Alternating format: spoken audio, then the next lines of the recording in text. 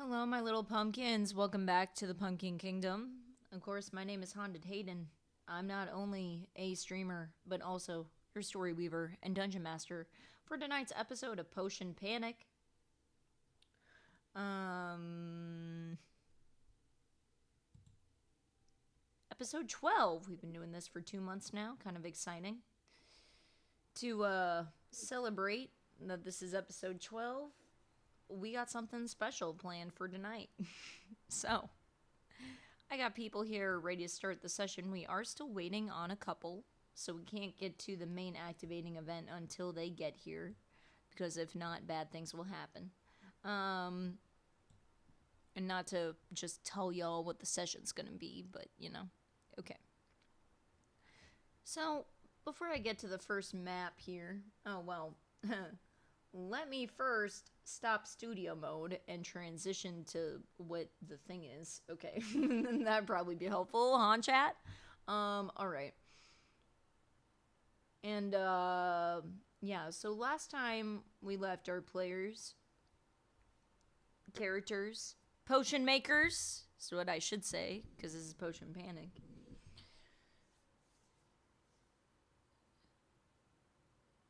They left Terra's Trust, the main hybrid resistance base where they had been, weeding out a disease storm for the past 5 days.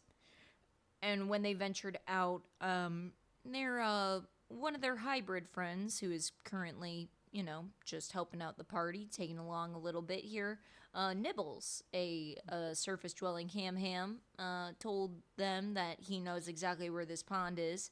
And there's a magical pond that they could go to. So they went to this magical pond, and in this magical pond, they found the deity Apunal, where this deity granted them maybe a little too overpowered boons, but that's okay. Um, and totally buffed up the party, honestly. And we also met our new player character, Ravian, who plays Naomi. Was a withered Fae Mapok who decided to take along with the party as well, as she was looking for a friend of hers as they went to the nearby potion station, which is a mechanic that I introduced last session. At a potion station, the potion makers can, barter, sell potion ingredients. They can take a short rest, not a long rest, but they can take a short rest. They can work on potion ingredients and things and potion making in general, try to get information and things and what have you. That's kind of my way of breaking up the travel and my way of being like, oh, if you see this, this is a safe place to go. I'm never going to have anything wacky happen at a potion station. Anyway, and we had don't worry about it, and we had two potion level ups last session, as well as Cadence leveled up. Apollo, our Grifari, leveled up to potion level 3 as he cured blood blight with his cure of, what did you call it, like blood lollipop, blood sucker, Yeah, blood blood. sucker. Blood. Yeah. And Jace had his first potion level up as well, the Green District level 2, as he cured Restpox. And he called that WD-40, which I think is really fucking funny. And unfortunately, Helly obtained a disease from the new Yeti merchant that they met and came across at this potion station named Torbrook, as he's not a very clean fellow. So Helly ended up contracting a disease called grasping gut. And at the tail end of our session last week, Nibbles was starting to say that there's actually another pond around here that I know of that I can bring y'all to. That will, I'm not really sure what's in this pond exactly. I do know of some legendary potion ingredients being rumored to be in and around this pond. However, it could also be like one of Ponel's sisters, like what he was saying. So, we'll get right into RP here and what the party kind of thinks they want to be doing. So let me pull up the map. Ah, there's so many fucking maps.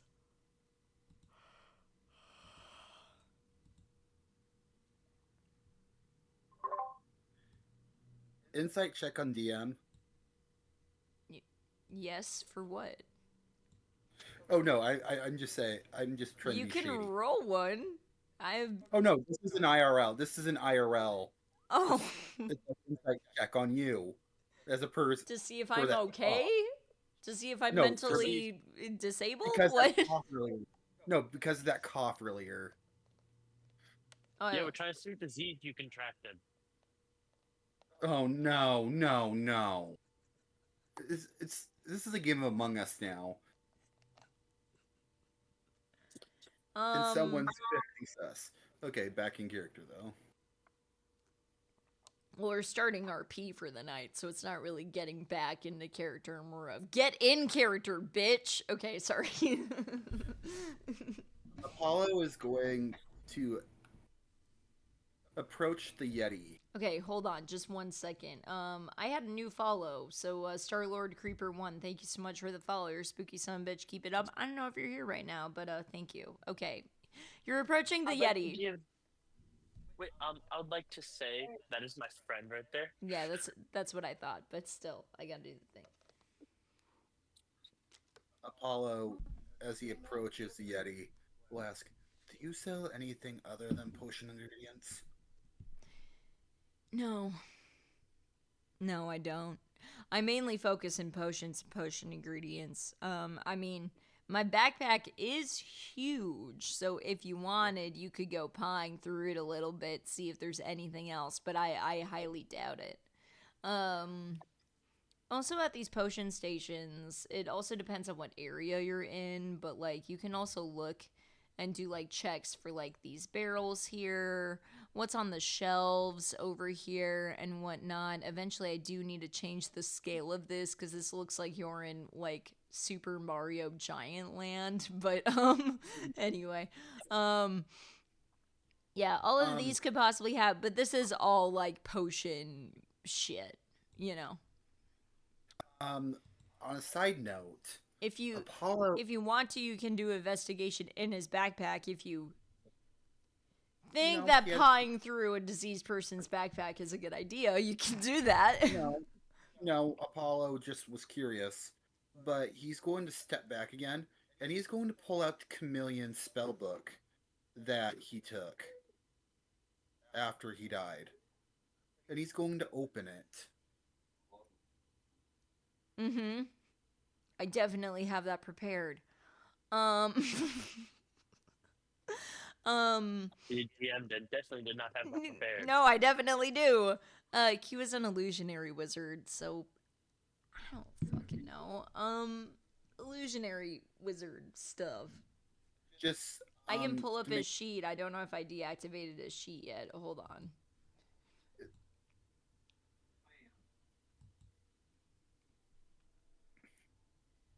Maybe I did deactivate his sheet. I probably did. how about this? Just what level Sorry. wizard was he? Off the Sorry, top of I your head. had other things to prep this week.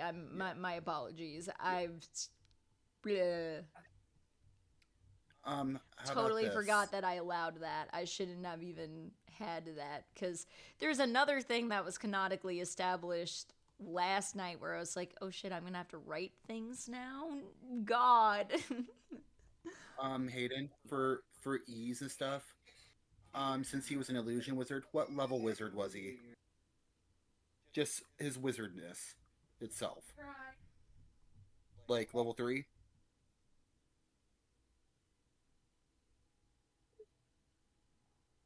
If you can. I'm trying to find him. Hold on. He's not even in my deactivated sheets. I don't know where he fucking went. He just got blipped off the face of the planet unless I didn't. What the hell? I'm the worst DM. No, you're Don't not. say that. Goofy Goober aside.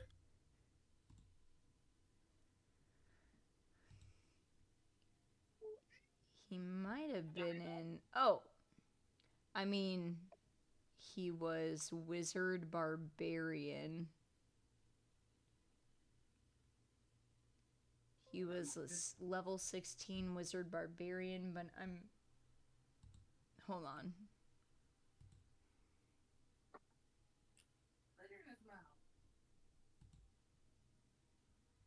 He was a level 6 Wizard, School of Illusion. So, just 3. So, 2 level 2 illusion spells. Sound fair? Yeah, that sounds fair. That sounds fair to me. Simple, and Sounds fair. Fair is fair. I will get those to you.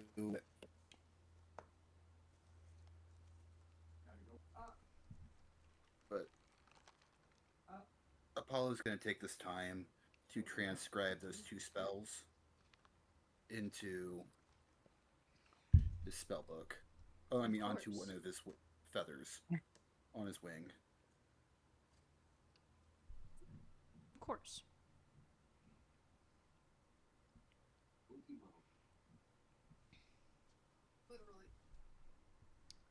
So that should take about 2 hours.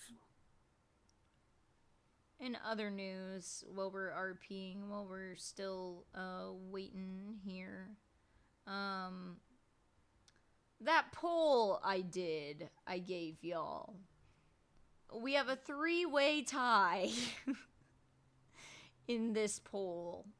So I think the last one will be his full self. I guess I can make that his teen self. I don't know, I could go vote real fast and just change it. Yeah. But the other 2 that are the highest that also had 2 votes was the first one, which I do really like. The first one is very Lorax coded. Really like that. And then we have the third one as well, but it felt a little Groot to me. I don't know, but I mean I voted for it. So did I.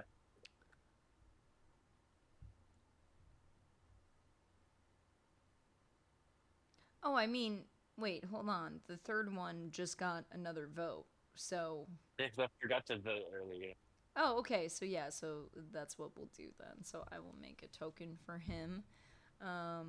In the meantime, while I am making this token, what is everyone else kind of doing here on this short rest? I also gotta grab Nibbles. I would like to ask my good Yeti friend if he has what the list of stuff he wants me to find him is next time.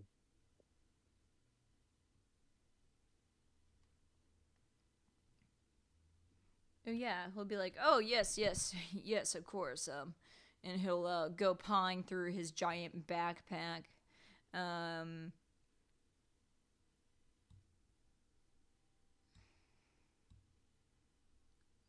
Nibbles is gonna be.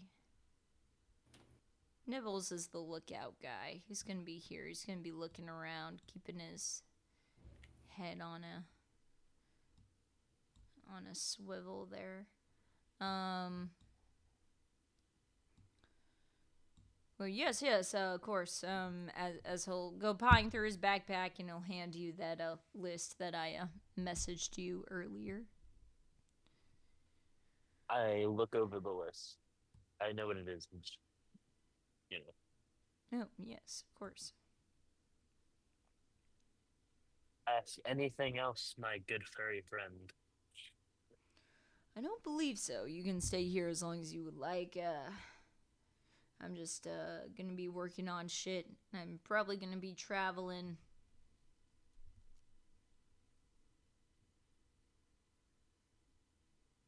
The next station that's closest to here is near the central part of this area, which is a little town of Zalarna. I don't know if you've ever heard of it, but I believe that's where I'll be heading next. There's a lot of really good merchants and different things I can get more things from down there, and I heard that there's some new technology and some new kind of social political things that are going on in that town, so I wanted to go and check it out, just see what was going on.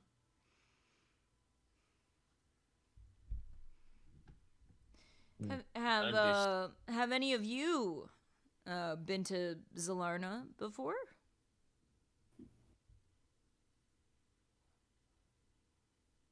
Not off the top of my head. You know me, my old friend. I travel around a lot on Night of. Shit. This is a very hybrid centric town, especially with the main barkeep there. I haven't been in many moons though, so he's referring to Alanis. He's referring to the first town that y'all stepped into.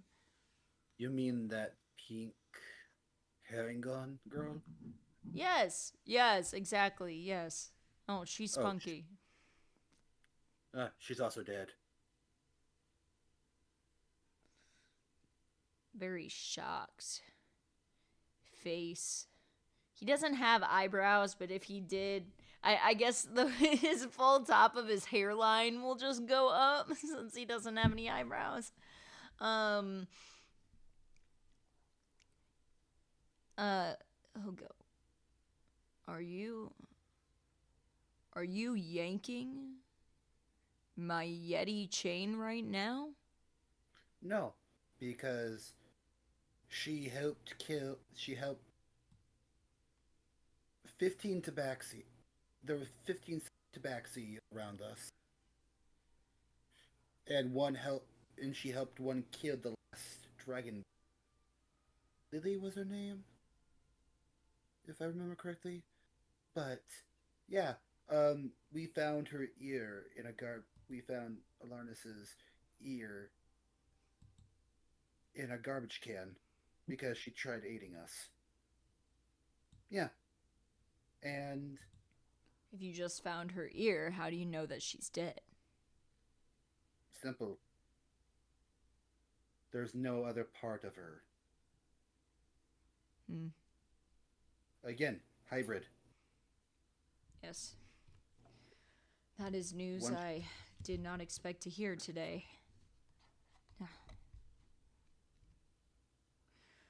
I mean, once you've done, how do I put this? Once you wear out your use, you're disposable.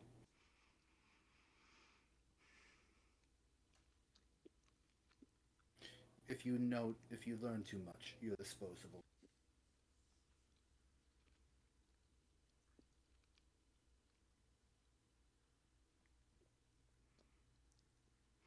You sound... Not that I'm skeptical, but you sound like... You're kind of sounding like you're a part of something else in my mind at the moment. Don't worry about it. I'll tell you what. Your words worry me. He's gonna insight you. He's trying to pick apart like the meaning of what you're actually saying. He's going to insight you. No, that's an 11. No, I would have let a natural 1 pass, honestly. Celestials are brutally honest and neutral by default. Mm-hmm. Coming off slightly as assholey. Assholian, if you will. And he doesn't mean to come off that way, but take it or leave it. he's telling the truth.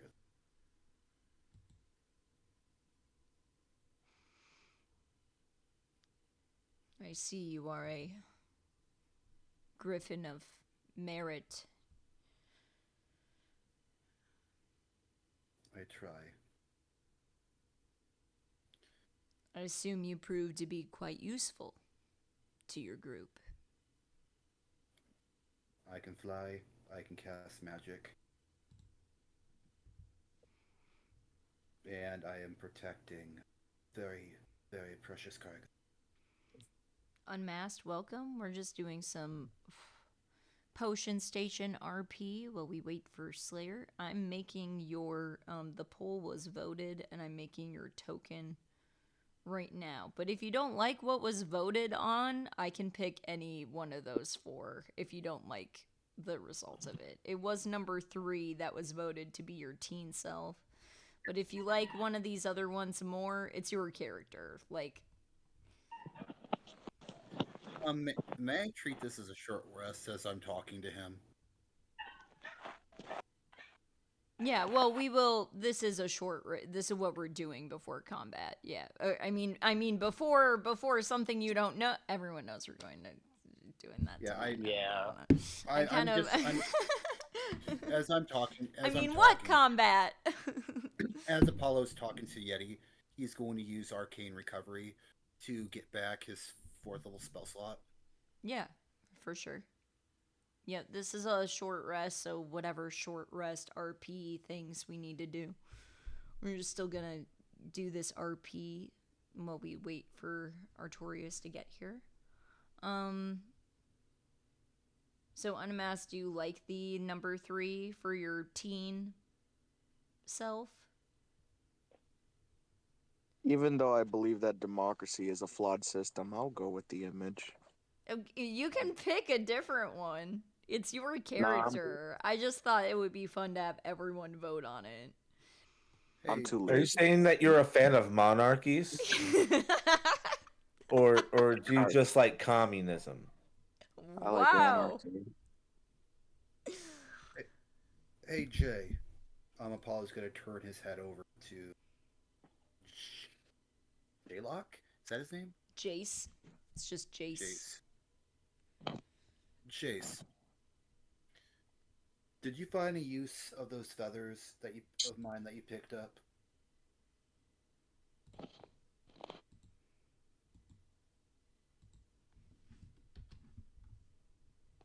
Oh wait, he said he had to carry groceries. Never mind.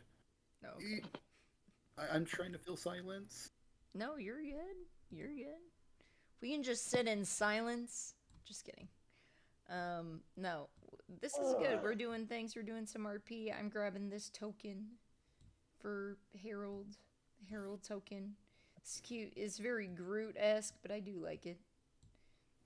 Helly, how you holding up?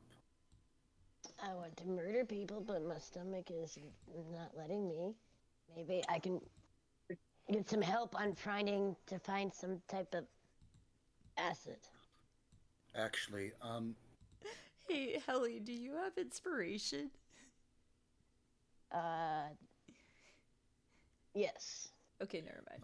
That line just made me laugh a lot. I want to murder people, but my stomach isn't letting me. That was so good. That was so good. I loved that. Okay. Maybe I can help if Paula could help me. I'll try to figure out something I can use to get rid of this disease, or maybe temporarily halt it or something. Hemoclass is an interesting ability that allows him to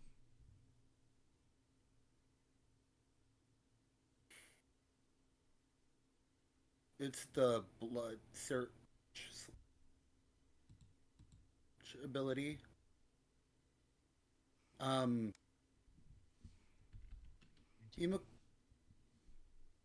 Touch a living being. It can discern blood type, racial composition, presence of diseases, poisons, or magical afflictions. Whether the creature has been cursed or affected by blood-based magic, it can only be used once per long rest. I mean, Apollo could try to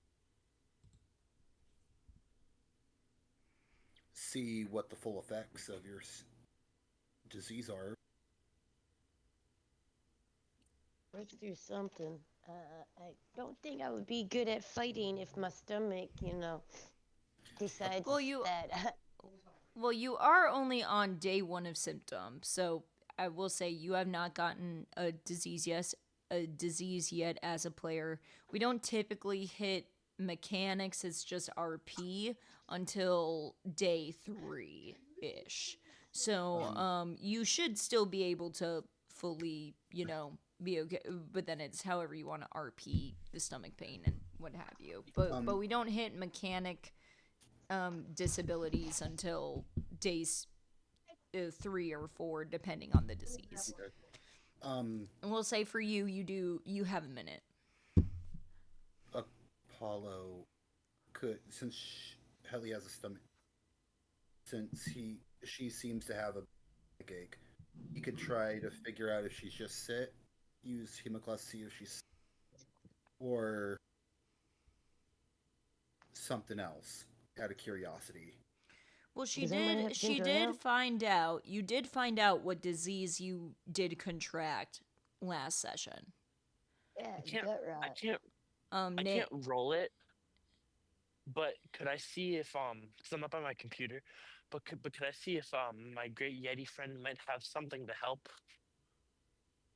yeah. I can actually roll on your sheet for you. Hold on. So that's an X and A on the Hemoclast bit. Well, you were cutting out a lot. Can you explain to me again the ability that is? I could also just pull the sheet up and look at it. But It's Blood Search. Blood Okay. Search is the ability that Hemoclast can identify type of blood, detect any diseases, curses, ding a creature by touching a living being. It can discern blood type, racial composition. I presence of- will tell you that would be a waste of that ability because she already knows what disease she has. She has grasping gut. I was curious on to see if it would give any further effects. As in, Like if it could, as in, it would reveal mechanics using it. Oh.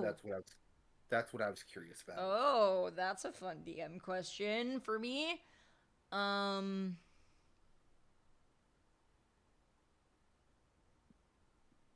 Because that is a very powerful ability in a campaign like this. To be Yes, able to it is. discern. Yes, it is.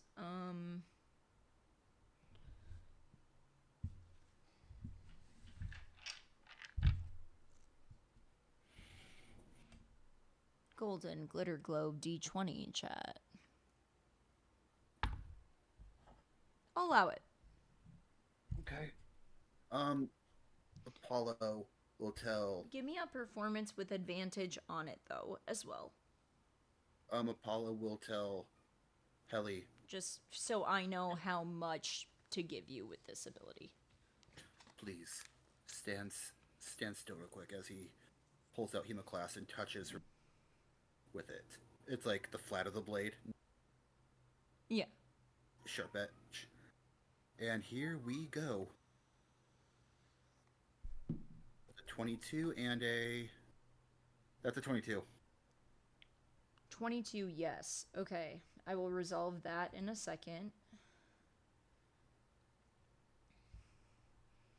I'm just pulling up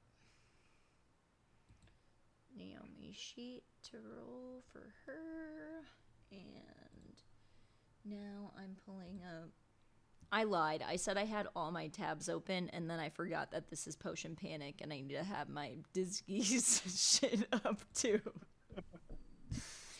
was like, oh no, I have all my tabs up. I have the 2 NPCs I'm using tonight, and I have my owlbear, and I have like the game log and OBS up. Like, I'm good. And then I'm like, oh shit, wait. Maybe having my disease compendiums is a little important. Okay. Just a little bit. Just a little tiny bit. Okay, wait, yes. Okay. So, you're able to discern that by day 2, she will start to have sharp pains during digestion that will reduce her appetite and will have any temp HP that she gains be halved. And then by day 3, intestinal wall spasms will start to become very painful, feeling like internal grasping, and all of her con saves will be at disadvantage. Okay, now how do I describe? Okay, well, any magical bolstering towards your vitality will not be as effective, Ellie. And your physical fortitude will be wavering by day 3 as this disease progresses. Understood? I get that. That's awesome. Did you, by any chance, while touching me with your weird magically hand, to find the cure of this? Or am I just gonna tell me all the negative effects? I don't know. How about we find you Pepto-Bismol or some shit? That sounds great. What the Can fuck you is ask that? the fucker? Because I don't want to touch him or get anywhere near him, because I might pull out my sword and let him introduce him to my pointy edge. So, would you be a dear and ask this gentleman if he has anything Well, for even stomachs? while you were, kind of Maybe talking, ginger? having that there, Nibbles was actually starting to approach you. And, Nibbles is going to be like, I actually know, and this is not Nibbles' voice. Nibbles was more of like a barbarian ham, like here, maybe a little higher than here, maybe here, maybe we do this No. for Nibbles. I actually know. Why am I like Patrick Warburton? No, I'm not Patrick Warburton at all. I actually know of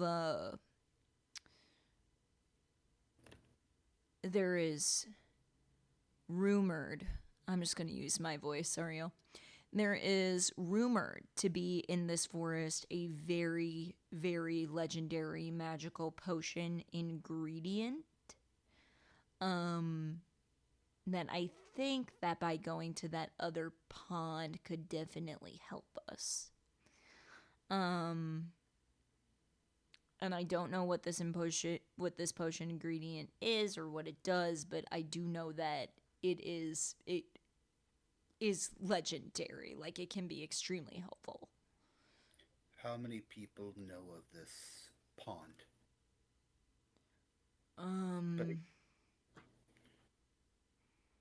I mean, anyone who directly lives in the forest knows about it, I assume. That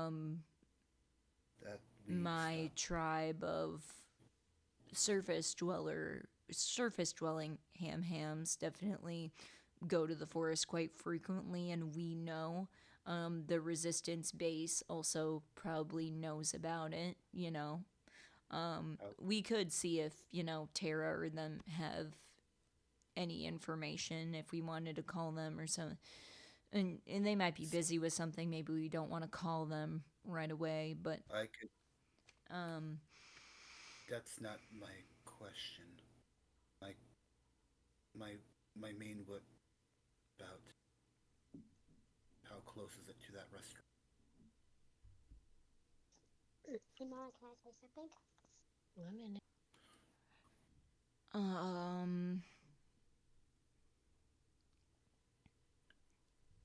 DM here. I would probably say that it's a half. It's like a half day's. It might be like 150, maybe more than that.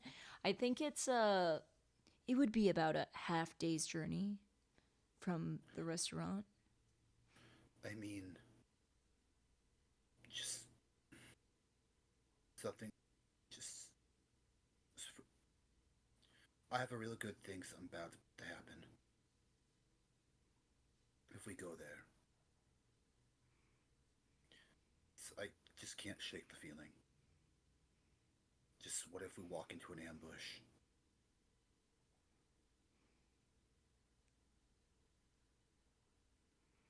I mean, Helly, what do you think? I mean, I'm telling you, it would not be by me at all. I'm just saying, like, Pawnel was just telling us that she has other siblings, and, in pawns, right? This could be. Yes, you're right. It definitely could be an ambush, but also, I feel like we have enough hybrid power to deal with that. Just promise me if we get ambushed, take Taylor and run. Are you telling me? Yes, he's talking to Nibbles.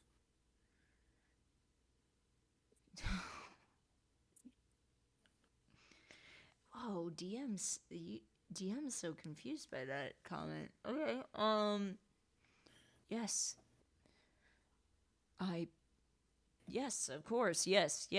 I will protect the gnome at all costs, yes. I don't know how much I'd be able to help and protect him as much as you're a much taller, much stronger, hybrid than me. But he and him are guys, and you're very good at burrowing. If we buy you enough time, you guys.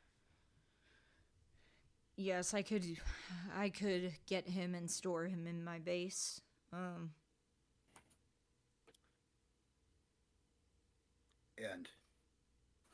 he who shall not be named absolutely hates entire being.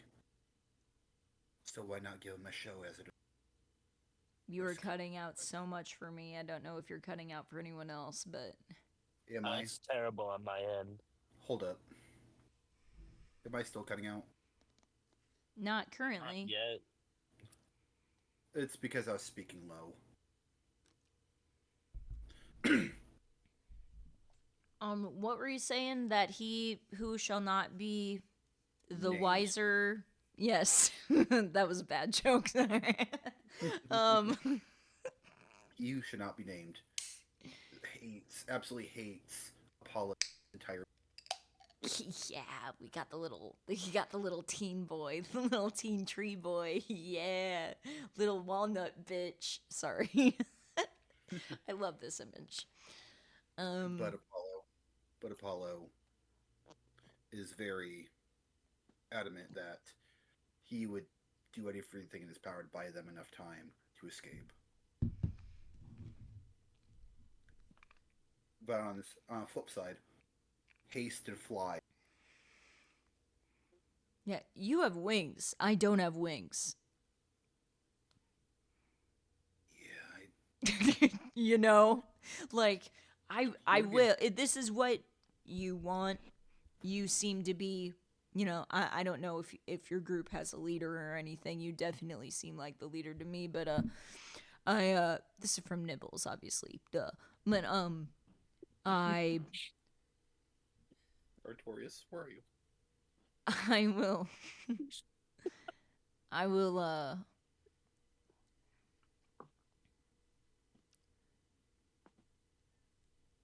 I will do whatever you say. I trust you complicitly. You're a hybrid, as am I, as myself is. And if you really think that I can protect the gnome better than you, I will do that. I just don't know if that's a good idea. That How might about be this? against your, you know, Better judgment. better judgment. But We'll see if what you and your group also agrees to having that contingency in place, I will help with that. I got a big coat. I could just tuck him in my coat and just run like hell. I don't know. Okay, we'll see. I'm not as fast as most of you probably. He does not have a high dex. We'll see what. Okay, we'll see what happens when it happens. And we'll go from there, depending on our situation. Yes. So what do I need to roll to see if Torbrick has anything? Oh, right. What were you looking for from him specifically? To see if he might have any maybe even have the potion or potion ingredients. What potion are you looking for? Like he probably knows what he has, so I figured he might have something to cure it. To cure what? The gut rot or whatever it's called. Hey, Slayer. Oh, gotcha. Oh, Slayer, welcome. Yay. So what do I need to roll to see? Yeah,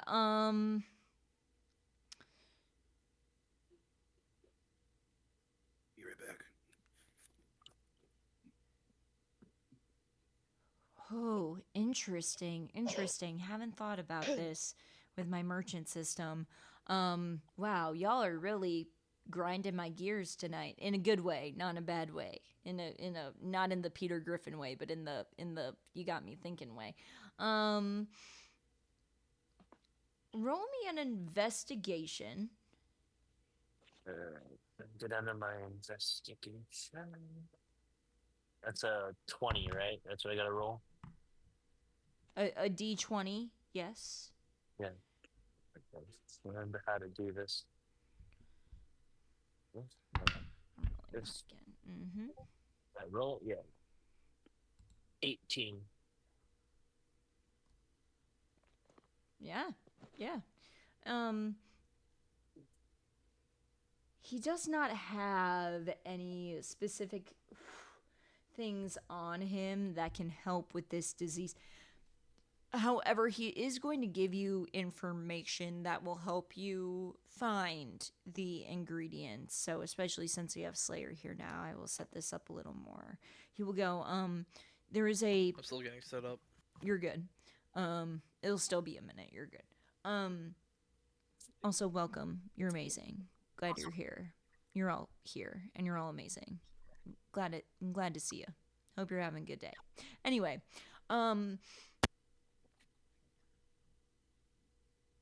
back to D&D.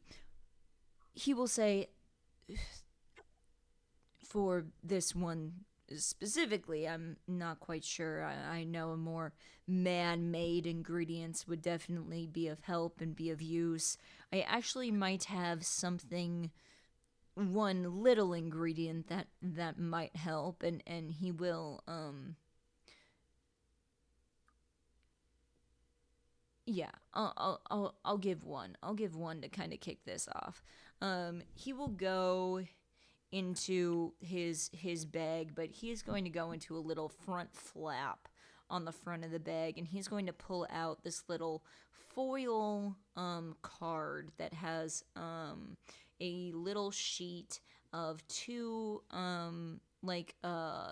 chalky looking esque chemical tabs, and he's going to take that and hand that to you. One of these circular chalky tabs is pink, and one of them is light blue. If you know what I'm referencing, you know what I'm referencing. And he's going to go, this helps with stomach pain specifically. It does taste a little weird, but this should be able to help, but different things of this nature, you will need to either go to a higher up area to find these different ingredients. So this is very more chemically man-made ingredients that would help with this specific one. Hey, He will say as he hands you these tabs. Before I take it, I back up a tiny bit and say, "Can you put it on the chair?" It's not just a him thing. She doesn't like touching people. Give me a persuasion. And I don't think she's had to roll persuasion. She's done this before with him. Give me a persuasion. I'm gonna fail my persuasion. I'll give Hopefully that. I don't. Well, 3 plus 7, so I got 10. 10 beats it. He rolled a 4. Yeah, I have a plus 7 persuasion. Be like, just for you. But just for you, you know, I love feeling that hybrid connection. You know, I haven't been touched in a really long time. But just for you, I will. No, you know how. I'll place it on the chair for you. I walk over there and pick it up, and I say, "It's it's nothing personal, my old friend. You know how I am."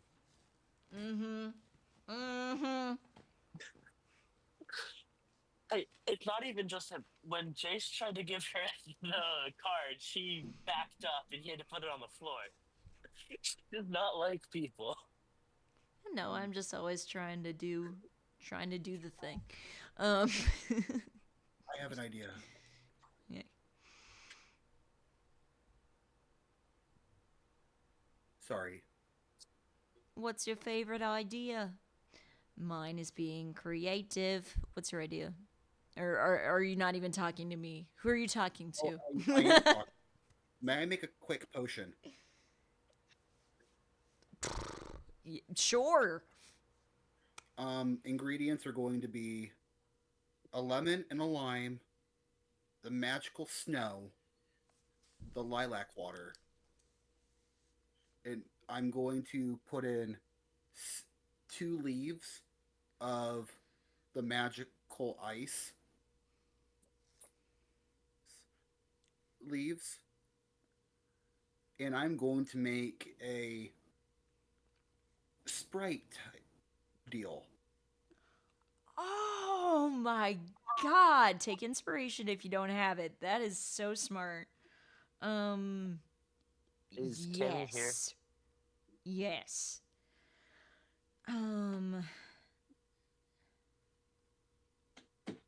Yeah, I'm here. What's up? 17, 16, 15. Naomi walks a bit 14, closer to you okay. and tosses. How are you kind of the, mixing this and brewing this? I am going to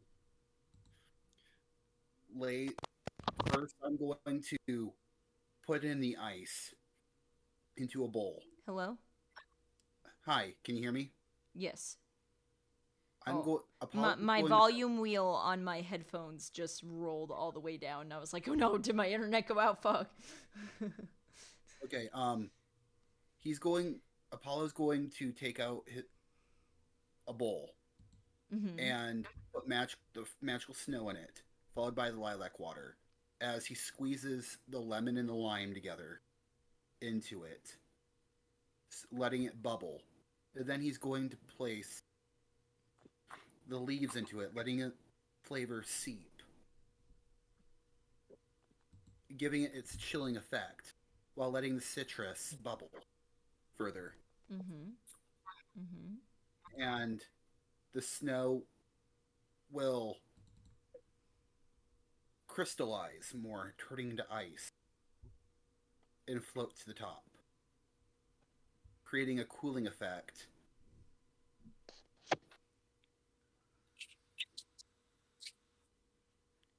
While the lilac water will act as a de-swelling agent.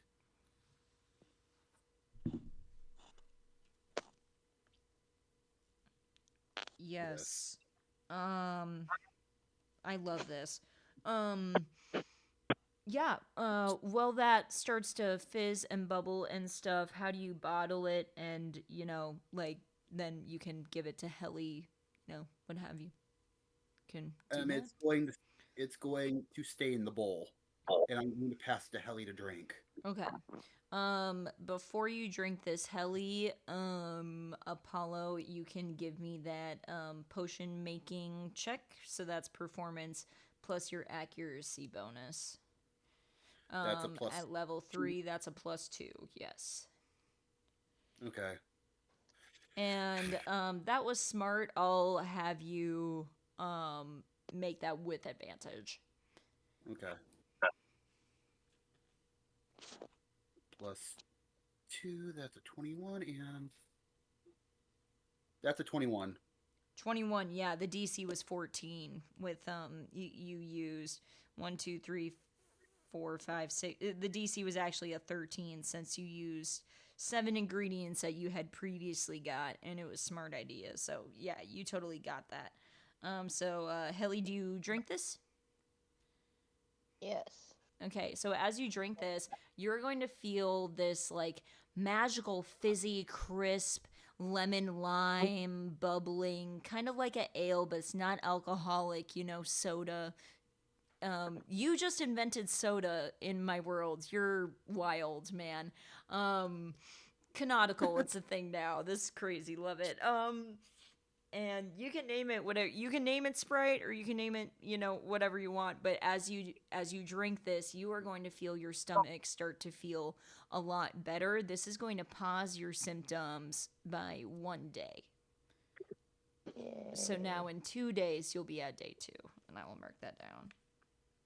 Can I give her the little tablets? Yeah. Naomi walks over to your character and says, "Hey, you go, weird cat lady, take this," and just like tosses it at you. Nice. Thank you, weird fairy lit person.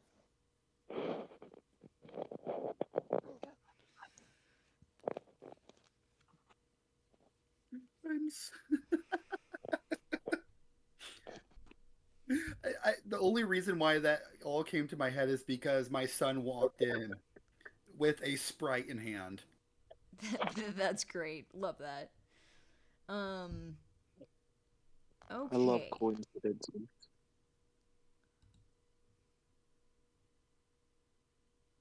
Starlord Creeper, welcome.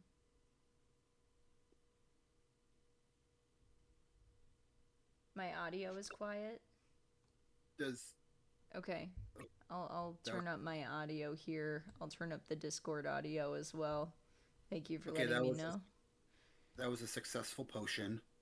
Yes, Cool. you've made Sprite now. And Okay. at least dealing with I'm not going to have this do this for every single thing, right? But depending on the one, you can administer it and see. But you did use what you use, so just keep that in mind. Starlord Creeper, welcome. I already said that. I need to ban someone. Hold on. Okay. Let me know if that audio is a little better for y'all. All right. And I do need to get the music up a bit here. Sorry. All right. So moving on. Yeah, you invented Sprite. It's really neat, dude. Okay. So any other short resty things y'all want to do? We covered Naomi, we covered, Apollo, we covered Helly, Harold. What would you like to do on this short here? Nothing much. Chill. Jay Jace, what are you kind of thinking? Are you good? I'm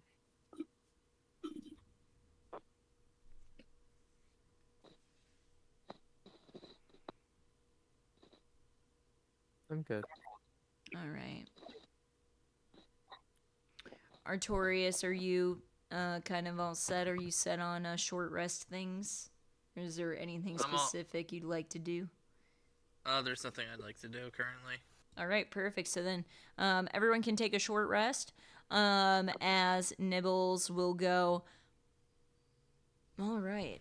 I know this pond that we're heading to might be dangerous. However, if this legendary ingredient is here, it would be extremely helpful. Not only for all of you, but also for me and my tribe. So that's where I'm going. If y'all would like to come with me, I know exactly where it is and I can guide you and lead you there.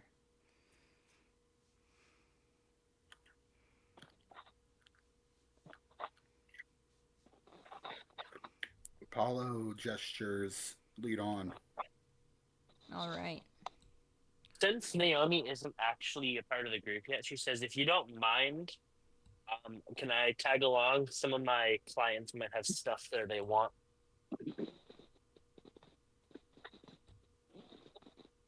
Well, Nibbles will, of course, allow you to come. Yes, absolutely. If the rest of the group is okay with it. Of course, you may tag along. Slayer, just to catch you up a little bit here, Ravian is our new player, and her name, his character is Naomi, and she is a half Mapok, half withered fairy. So, yes. As we will go back to the Folon Forest map here.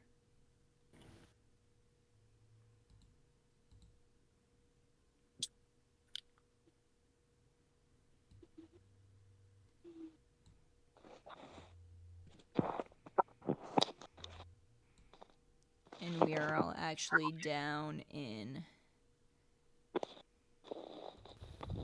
this area right here. This thing. As I can just grab the... Actually might have it as a prop. This is my... Yeah, this is my You're Here prop thing. Oh god, it's huge. That's what she said.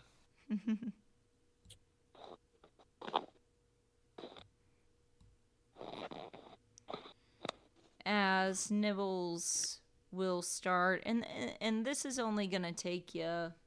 Let me measure this here.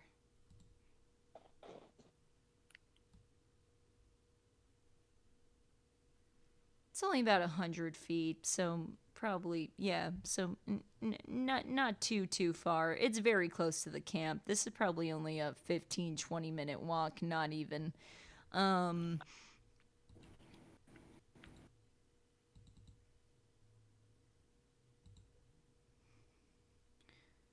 As just because my OCD brain, I'm sorry, I'm just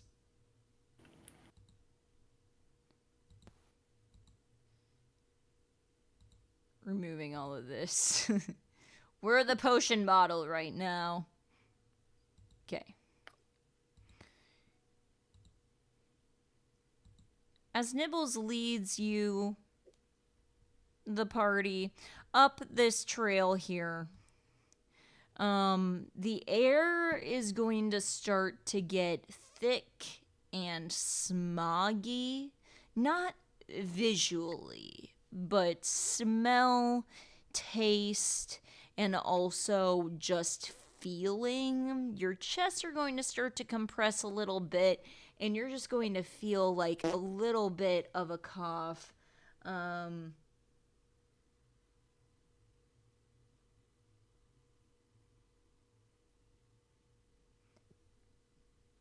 Oh, because I read your thing once and then sorry.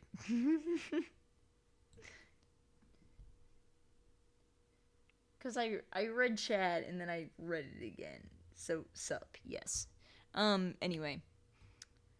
So you're going to start to feel that tightness, that compression in your chest as Nibbles is going to go and lead you through this thick brush here as we get to the edge of the pond, and as he gets to the edge of the pond and even the whole area of the full-on forest that you're in right now is going to start to change and shift and move around you, completely enclosing you in a magical circular pond area with a tree shooting up in the middle of this pond in the center.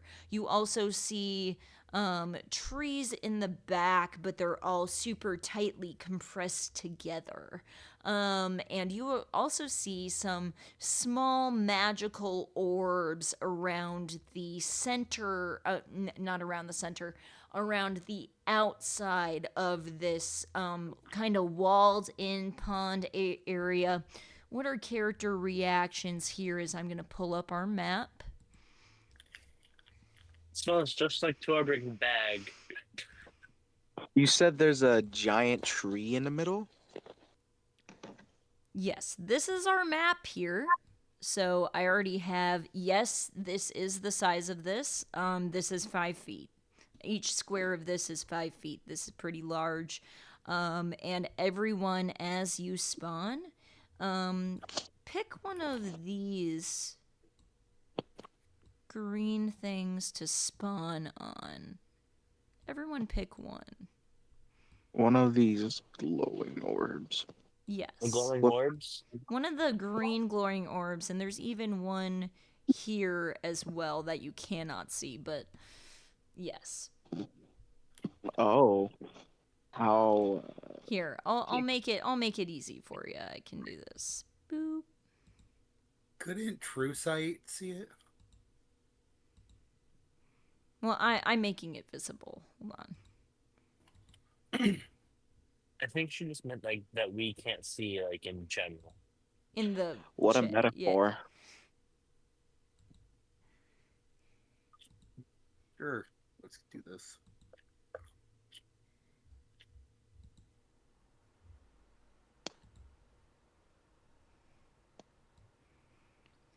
And I will pick one once all the party has theirs. I will pick one for each of them too. Of course, Artorias. What? Oh, the ruins. No, it's the fact Artorias picked the one that is extremely hard to see, which is on character for him. So yeah, so we got this big magical pond here. We got this tree in the middle.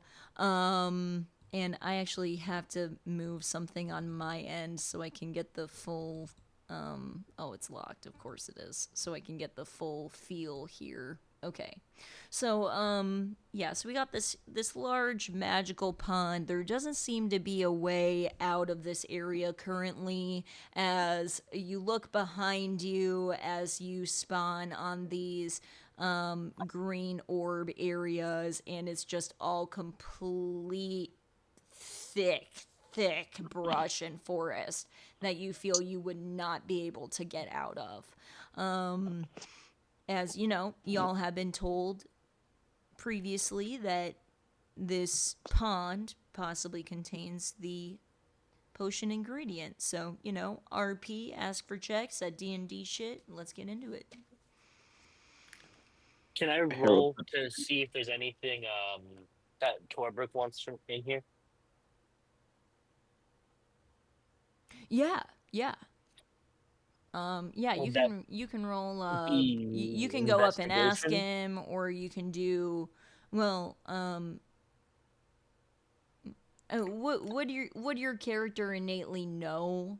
What Torbrook would kind of want, or that Oh, thanks for the bitty bitties. That Torbrook would want, or anything like that. To be fair, I guess I don't know if he would innately know that. I feel like you would need to go up and ask him, and then that would be either a persuasion or a Yeah. or you could choose to do an investigaria. an investigation on the area as a whole to see if you think there's anything that Torbrook would like. Could I go off our past stuff I've gotten him before? Haven't really detailed any of that, but yeah. That'd be a history, wouldn't it? Yeah, yes, it would. Of 20. Dirty 20. No, not dirty Um, 20. It's 15 plus 5. That's a dirty 20. If your entire roll adds up to 20, it's a dirty 20. Oh, Yes, it I don't did. know how that works. Sorry. No, you're It's good. okay. You're learning. We're helping.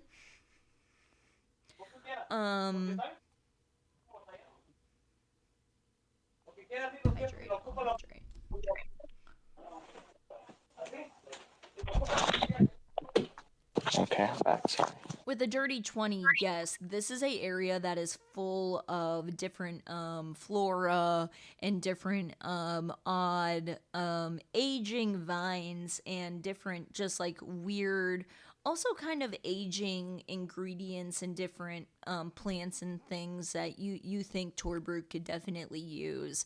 Also a lot of plants that are fitting your aesthetic as well. Ooh.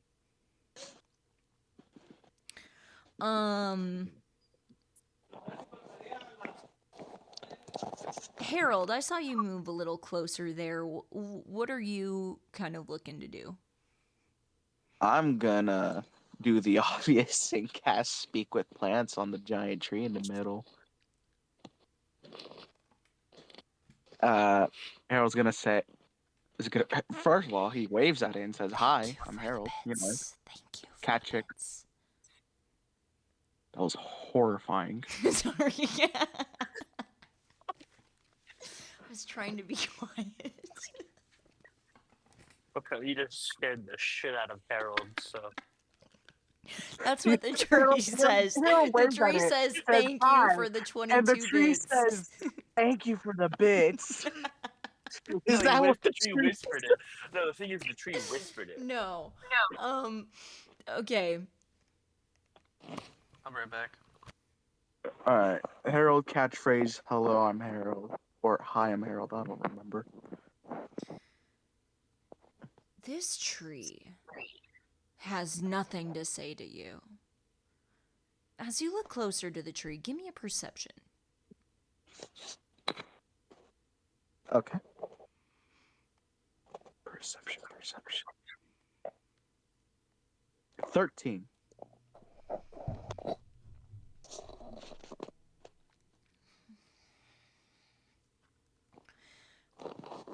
This tree seems to be off. This does not look like a normal tree. That's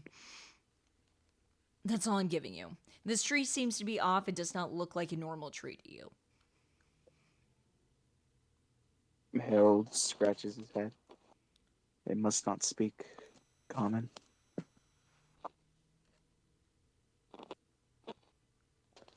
Well, how do I look for the stuff I would think he would want? That would be an investigation.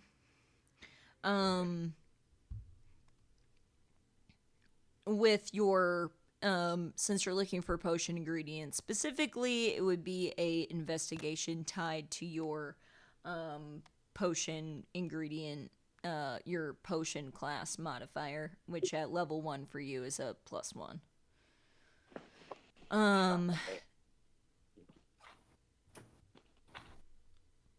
So Let's just 10 go. plus 2 plus We're just 13. gonna go. We'll go counterclockwise. We'll go up to. Okay, yeah. What was that check there? To look for anything I'd find interesting or that I think Torbrick would want. Yes. It's I got a 13 for it. 13 plus 1. That's 14. No, it's a 13. All of it's together. 13. Oh, okay, gotcha. With a 13, yeah, you seem to notice that specifically Specifically, going into the pond and maybe even outside of the pond in these grassy areas here, but even more super close in the water, there are some interesting ingredients. These ingredients seem to be are you going in the water? I'm not going in the water. I'm just standing right on the edge. Oh, okay. I would move your token back 1 square. um as yes. Well, technically that's still, let me zoom it in. No, technically that's still, yeah. No. What? No. Do I gotta What I back up said was more? correct. Sorry. Okay.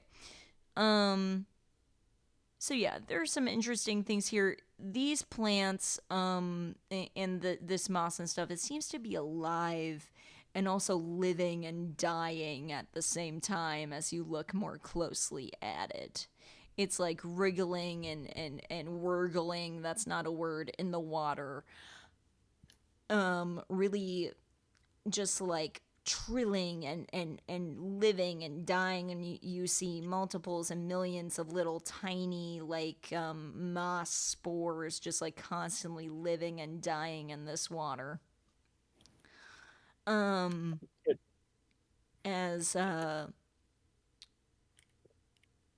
let's move on to, we're gonna go counterclockwise in this circle as we'll move on to Artorias.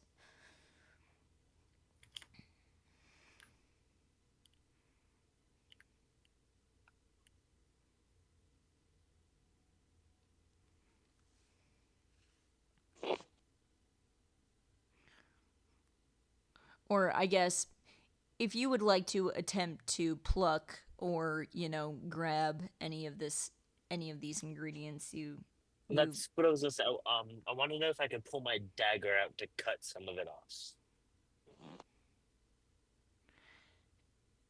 to cut the part that's in the water specifically. Are you talking about like right here? The part The that one- you see is like living and dying and all of that jazz. Yeah.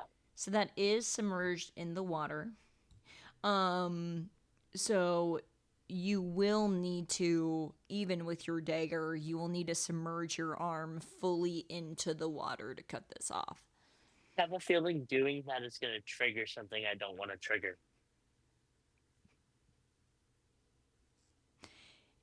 It's up to you if you want to do that or not. I do, because I really want to put it in her hair, but at the same time, I don't want to trigger something.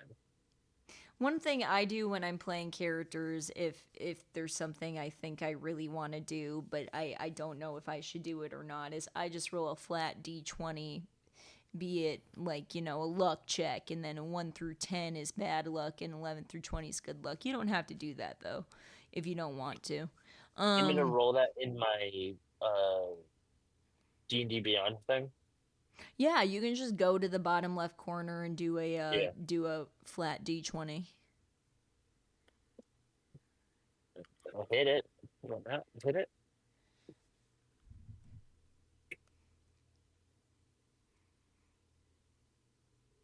I don't think I... Oh, that's some being it wrong. How do I roll the thing? So you click the dice in the bottom left corner, and then a dice menu will pop up. And then when you click the D20, it should say, roll to everyone or roll to, whatever, what have you. Yeah, no, maybe. I don't think I should. Natural 20. Woo! On the luck check. Yeah. Probably shouldn't do that. I'm not doing it. All right. So we're going to go in the circle, or if anyone else has an idea, whoever would like to go next. First reactions as you get in here. Apollo is going to look around exactly where he's standing, do an investigation. Mm-hmm.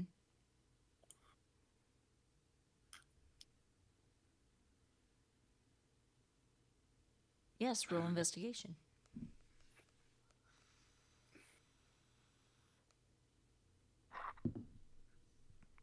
That is a 27.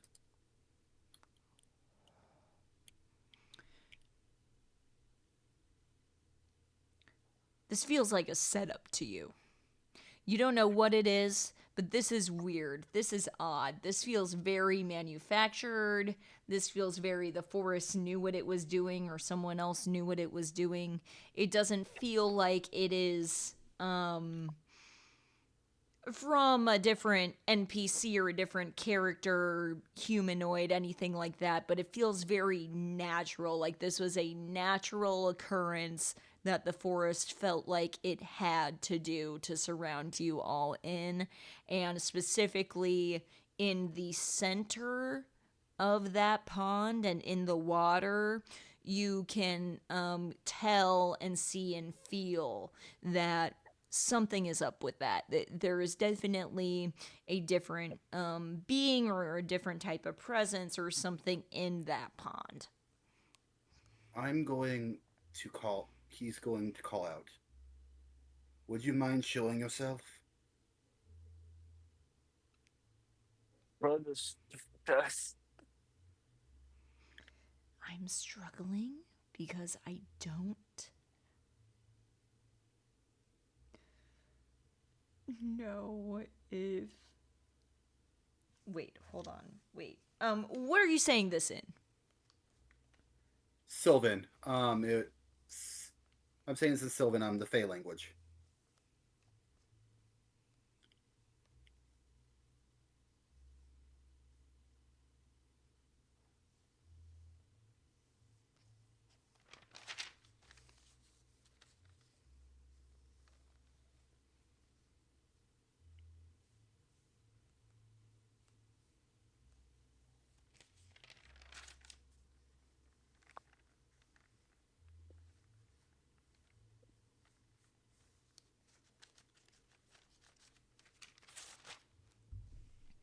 How loud are you saying this? Are you yelling this?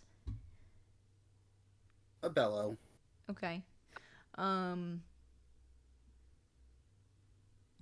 have to But it check almost- a thing. But it sounds oddly musical.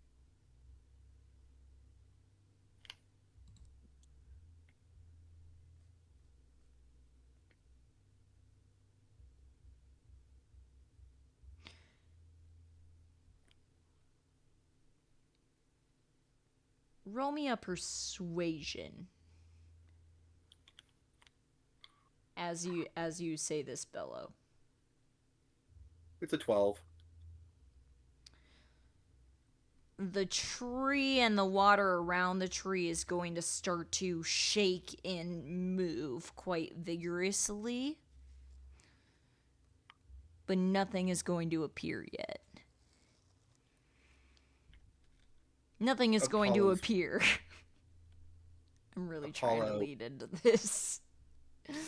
Readjust. Maybe we should leave the tree alone.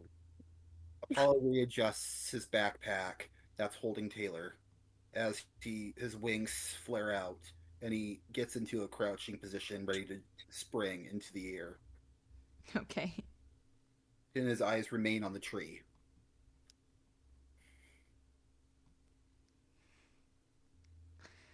All right.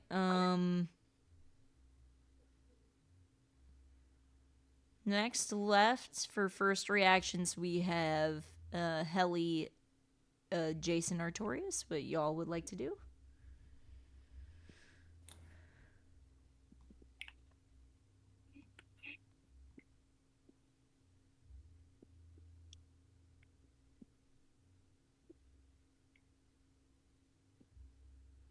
We should get the hell out of here. I don't think we're pretty welcome.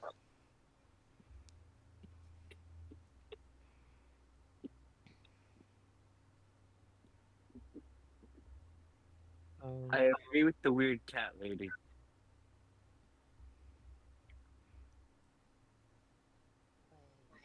Is there any escape routes?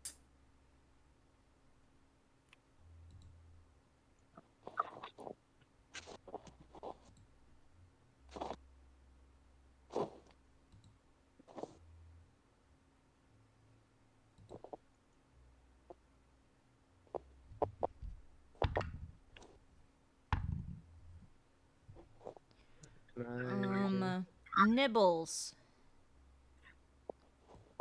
is going to bounce up here, and he's going to go.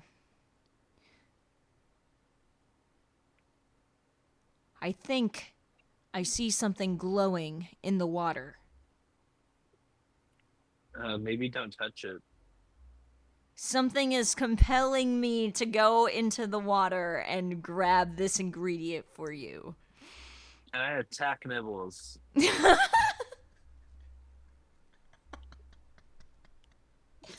You want to attack Nibbles? Yeah, he's gonna get us all freaking killed. I know an evil lake when I see one. But does your character? Yes, she's been around for a while.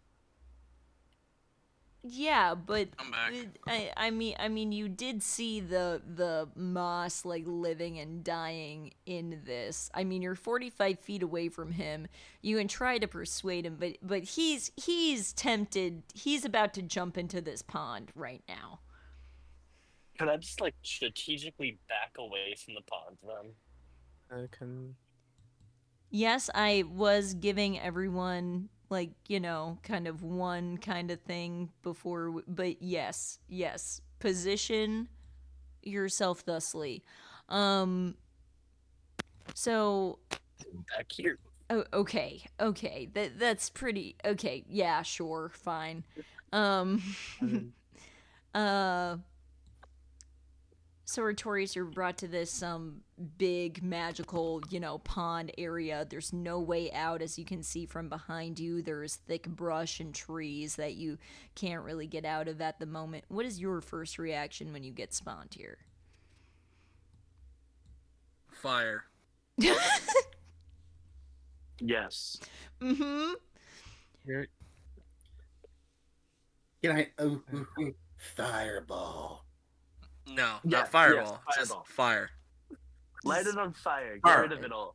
Fire? You want Burn to be burn a little the vines. more Get 'em out of my specific fucking way. than that. This is D&D. Burn the vines. Get them out of my fucking way. Which vines? All of The them. ones that are directly behind me These? as they close. Yep. I said they were directly behind me because I came through this door right here, right? Yes. This Those is in vines. front of you. Oh, these vines. Oh. Yeah. I mean, just it's cut my not way through. it's not going to do anything. Being completely honest with you. We You light the tree on fire. yeah, there's just a burning tree there, but it's a very magical older grown tree. It's just going to be on fire and stay on fire and not burn down.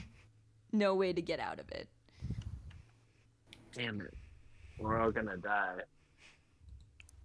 There is always a way out. It's not may not be the ideal solution, but there's always a way out. Let's sacrifice character- Nibbles to the Eldritch Gods. Okay. No, I was gonna so, say I got rope, so there's a way out if I need to. Yeah. So Nibbles said that he saw something glowing in the middle of the pond. He's very tempted to just jump into this pond here. can I do something before Nibbles jumps into the pond? Yes, Jace, yes. I want to. Can I just inspect the pond really quickly? Yes, perception or Investigate the pond. investigation, up to you. I'll do an investigation. Okay.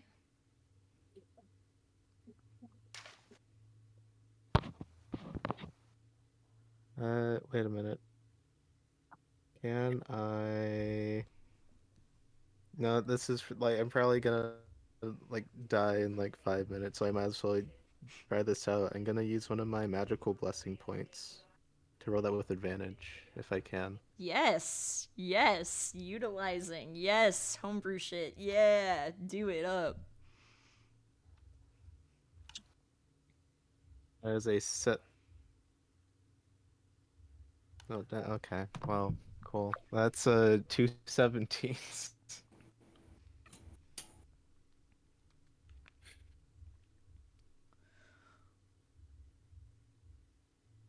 with the 17, you see what Nibbles is talking about. There's definitely something big, green, and glowing and pulsating in the bottom of this pond. This could be the potion ingredient he was talking about, but it very well could be something else. You're not quite sure what it is, but there is something currently dormant and pulsing at the bottom of this pond.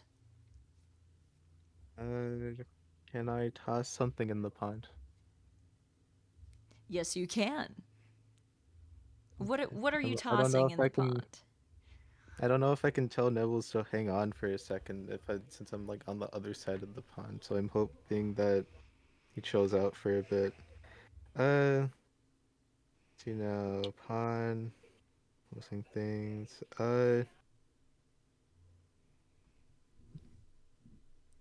Let's just go with something that's maybe a little bit. I don't know if biological is the word. Brain's not doing so great. I'm gonna just go with it. I'm going to reach into my bag and I'm going to pull out a single Grithari feather. I'm just gonna kind of like let it go and let it kind of float into the pond. I'm just gonna see what happens. You're gonna let it float. Yeah. Roll me a performance. Just a flat performance.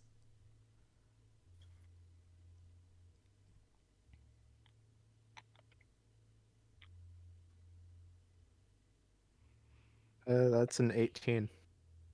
18. afraid. So you throw this feather into the pond, and it's going to quite elegantly just float in the pond, and just be. It's a beautiful feather in this nasty looking pond here, just floating on the top beautifully, magically. And nothing seems to happen when you do this. It's just very nice and magical and floating, and nothing bad seems to happen with that feather there. But it is going to start to float fairly close to that tree in the center. As Nibbles is just gonna keep like crouching up. And being like, I'm ready to jump in this pond and grab this ingredient for y'all. I think it'll be fine. It looks fine. I'm hot. I want to go swimming. Like, I'm down to jump into this pond right now. Out of Nibbles, if character, you is jump in, I'm Nibbles about jumping to in with you. become out of character? Is Nibbles about to become a zombie?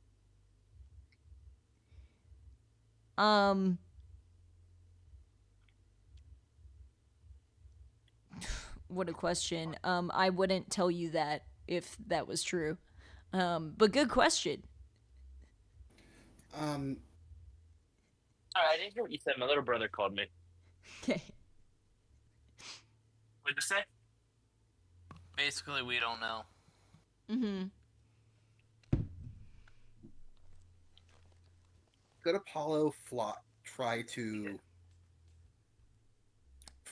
swoop in on him and lift him up into the air before he dives?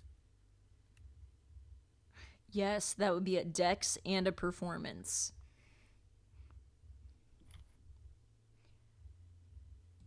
Unless anyone else wants to try something, we can do this. So a contested dex save and then a performance to see if you're able to fully grip him in the air without him slipping. Pause.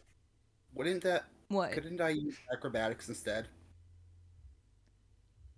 Since it's perform an acrobatic stunt.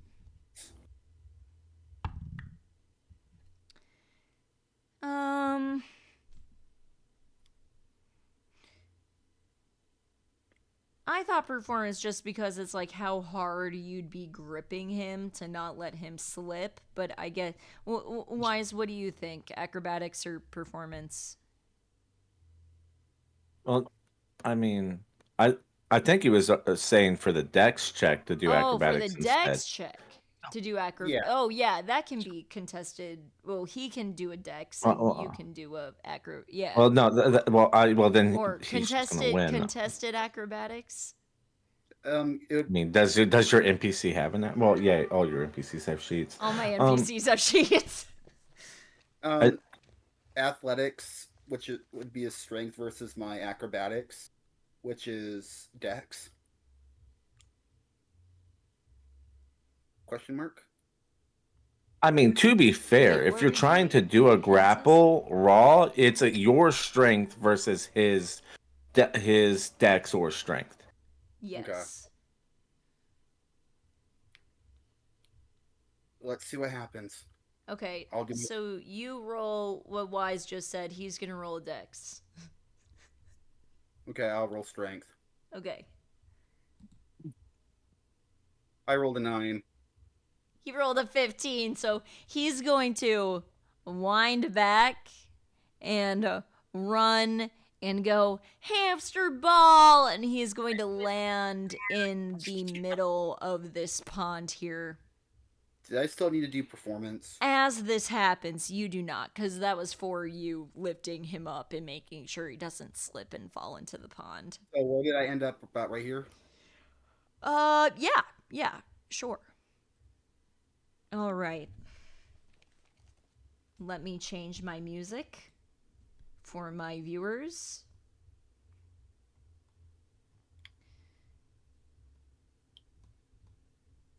If I can I tried, fucking guys. find it. Strength is my dump stat. I have so many No, D&D ambient playlists. correction. That's My just dump stat. ambient taverns and inns. Where's the combat one? I mean, where's that other one? I have not been discreet about it. We all know Okay. what's happening already. Come on. I fucking have it. Yes, here it is. I already have it. Oh, I didn't even have it added in my inventory. Of course I didn't. Okay.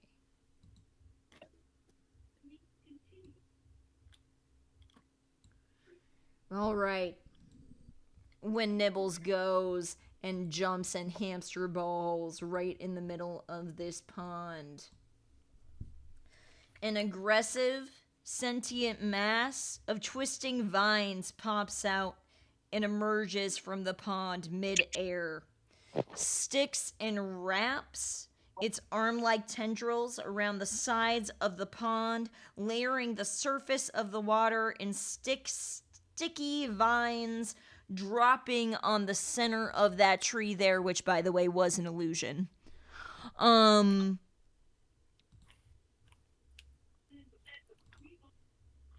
I know I should have done the Arcana check. Oh, what a scary thing. This green here is difficult terrain. And everybody, please roll for initiative. And put your token on where you roll there. This is a Potion Panic first for the first time in Potion Panic history. We are doing a homebrew monster 20. stat. This is the fight of the Vinoloft, which I'm okay telling you what this is because it's homebrewed. All right. Did someone call me? Don't put me on 15, please.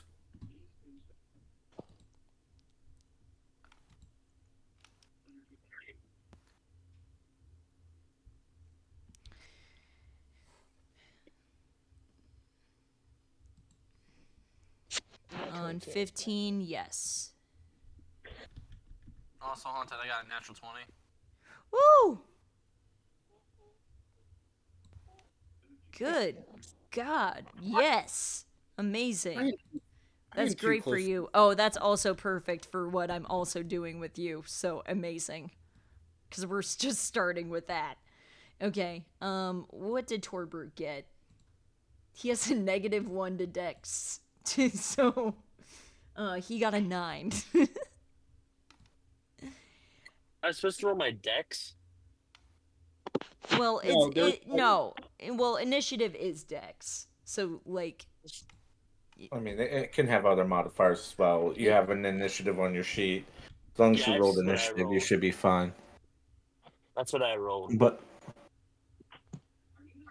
Yes. no, if two people roll like the same number, then you go by their dex stat. Typically. What is mine? It is +1. Okay. This got an 11. Helly, what is your dex? A big number? My dex is 15. It's 15? Okay. So yeah, so it goes after you then. So, yes. Alright, and Nibbles. Did I put Nibbles up there? No. No. Nibbles got a 16. To be fair, I thought Nibbles was dead. Nibbles is not He dead, probably- however, I'm resolving his stuff right now because Don't worry, she's currently writing out his will. Nibbles has honestly been playing with fire, but I had to kind of get us to this. Okay. He's all I have. No left. one wanted to go into the pond, so I was like, okay, I need someone to go into the pond. Okay. No, he did not. This legendary ingredient better be worth Players it. are fully submerged in the pond. He Crew's needs to legendary make- indeed. He needs to make a DC 15 dex save. Okay, he got a 15. So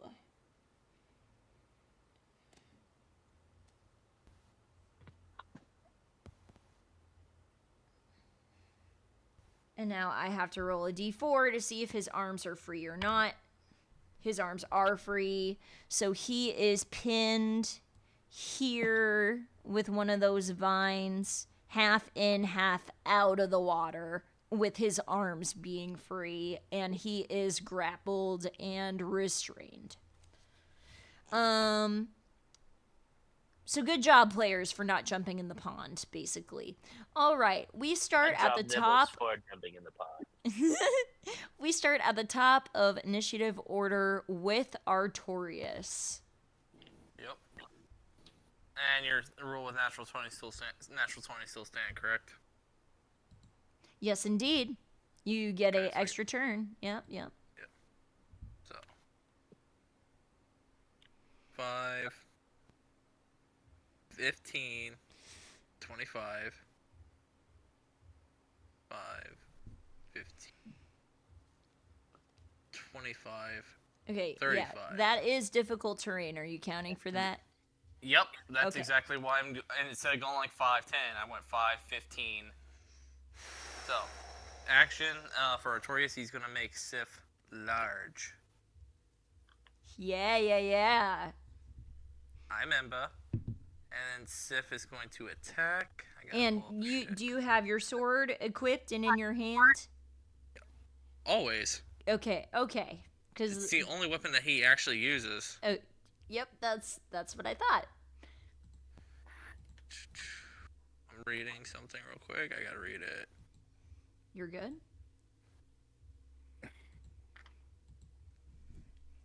I have to read too. I have to read what I wrote.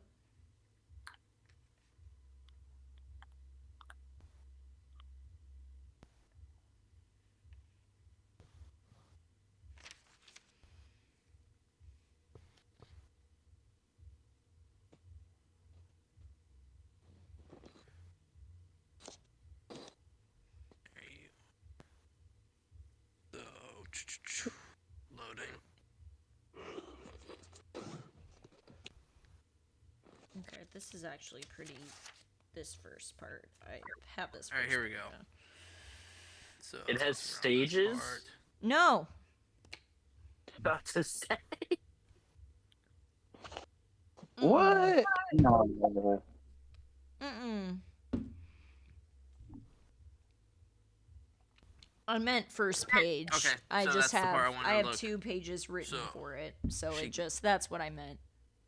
So it has So the stages. main thing I got it. needed to read there was the No. fact that she had, whether she had that or not, and she does have that from what I'm reading from what you sent me. And what I'm talking about is her having advantage to attack. That was the Yes. thing that's the main thing I was like, let me go back and read this to make sure. Yeah, I believe I had it once per or whatever Long I had. rest. Yeah, once per long rest. Yes, exactly. So, 2d20s. You gotta pull up her stat sheet here in a second. She's gonna miss because that's 2 2s right there. So that's the end of her turn. For that, next round for me. Bonus action, Hunter's Mark on this fucking thing. Hold on. I know you always have your sword equipped and in your hand, but can you please just tell me that you take your sword out of your sheath and get it ready? Yes. I Please. take my sword out and get it ready. Okay. As you grab your sword and you pull it out and you go, you know, you're going to cast Hunter's Mark, you're going to do all those things.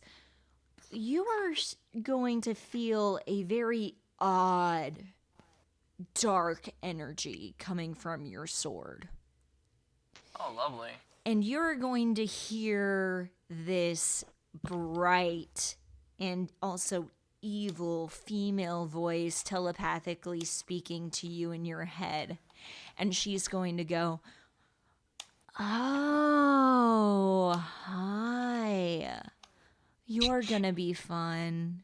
You're gonna be so much fun to work with. I'm so excited to kill with you. Hi, how are you doing?" Is it a two-way? Is it two-way telepathy? Mm-hmm.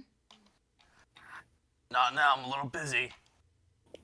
Oh, you're a little busy. Well, I'm just getting started, bitch.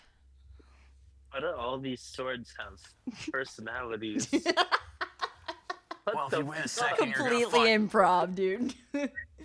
If you wait a second and not interrupt me, you'll find that we're about to carve something.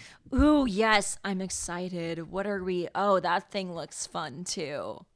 We'll talk more later. I'll let you get going here, and then I'll tell you what's going on. Okay, babe. All right. Has Hunter's Mark? Yep. Yep. So there is no save for this. Okay. It's I'm fine. I'm just rereading the spell so that way. Okay. Actually, wait. When you cast a spell using 3rd level or higher. Okay, so 2nd level it does absolutely nothing. That's when I cast it at 3rd level. It starts getting more interesting. 3rd. Oh, okay. No, never mind. I lied. Damage always stays the same with Hunter's Mark, but Yep. Artorias will be moving up to be next to this thing because 5 foot reach is a bitch. So, actions, greatsword, 2 attacks. Alright, does a 17 hit? I've not added the bonuses that you sent me that I have with this. I probably should actually. Let me go back and read. Meets it, beats it. Oh, never mind. I don't need to. Alright, that is 8 points of slashing damage Okay. for the first attack. Second attack is a 26. It hits. Fantastic. Oh wait. That will be... What damage was that? Slashing? Yes. Yep, you're good. And I think it's safe to assume that my sword is magical. Yes. Okay, so it bypasses that. If it has magical resistance, it would bypass it.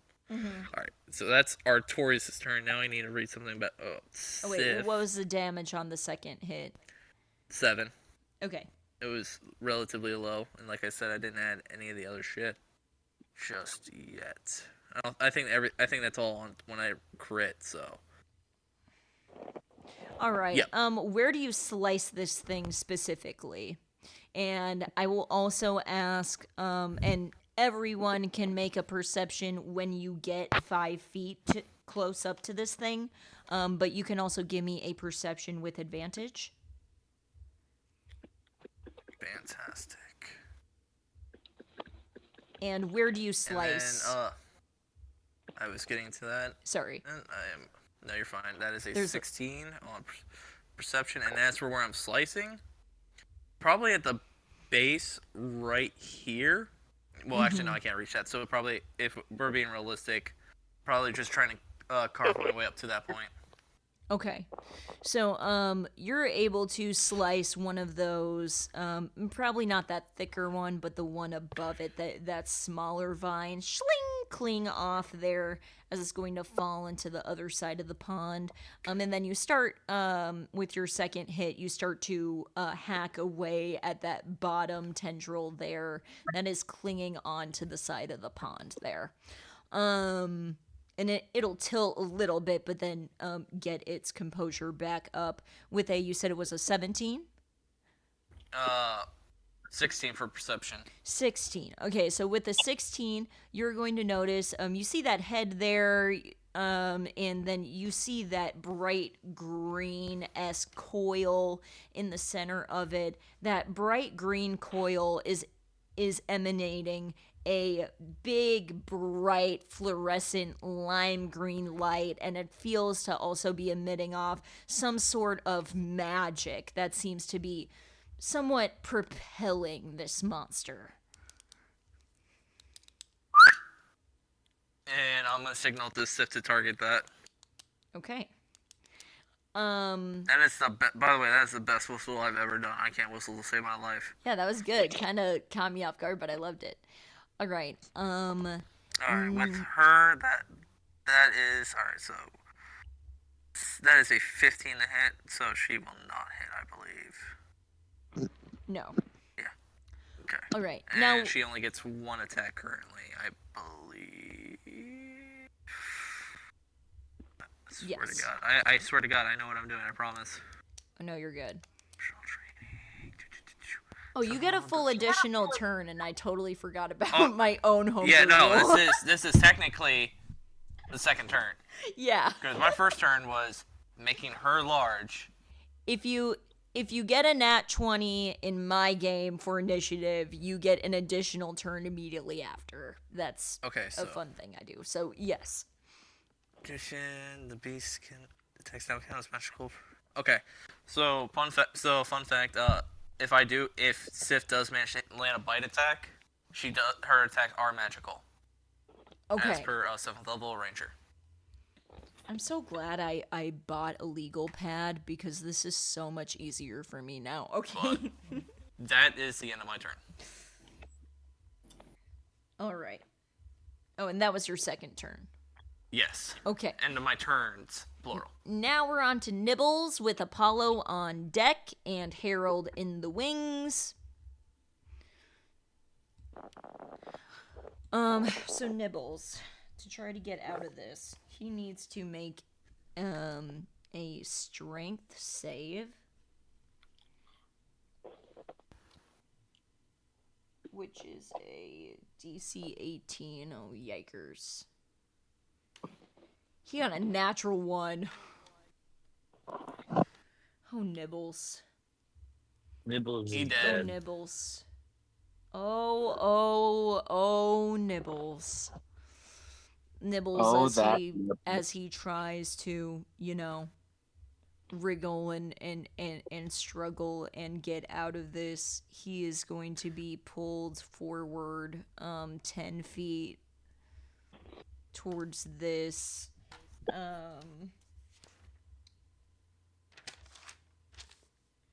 and he is going to take, since he was restraining this, he is going to take I'll be back. He's going to stay grappled and restrained, and he's also going to take 2d8 plus 4 bludgeoning damage. This poor little guy, oh my god. Guys, we killed Nibbles on accident. I need 2 physical d8s. Please. Please. There's one. Do I have a... Where's my other one? Okay, I'll just roll it twice. 4, 5, 6, 7 plus 4, 11. Okay, so he takes 11 bludgeoning damage. Ugh. All right, now we are on to Apollo, because he can't do shit. Nibbles can't do shit. His arms will now completely be restrained as well. God. Yeah. I got. Is Oh. Nibbles nibbling his last nibble? He might be. Oh, is that my friend? Hey, friend. Okay. What friend? Oh, What? it is my friend. Hey, welcome, friend. Okay. Apollo is going to say, "Hungry Hemoclast, let's go." Hell yeah. And I'm going to guess Hemoclast flies out of its sheath.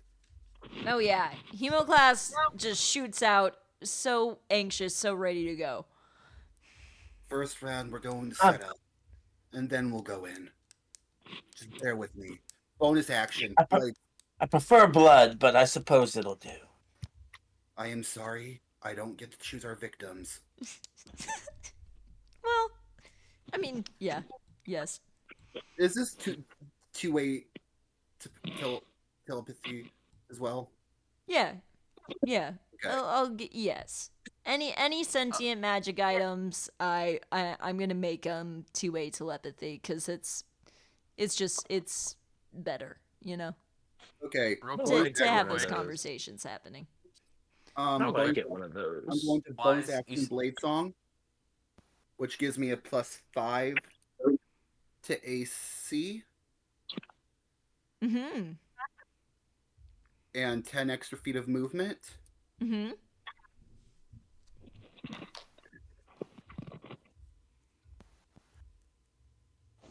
And I am going to... How far away is Nibbles from me? Is that less than 30 feet?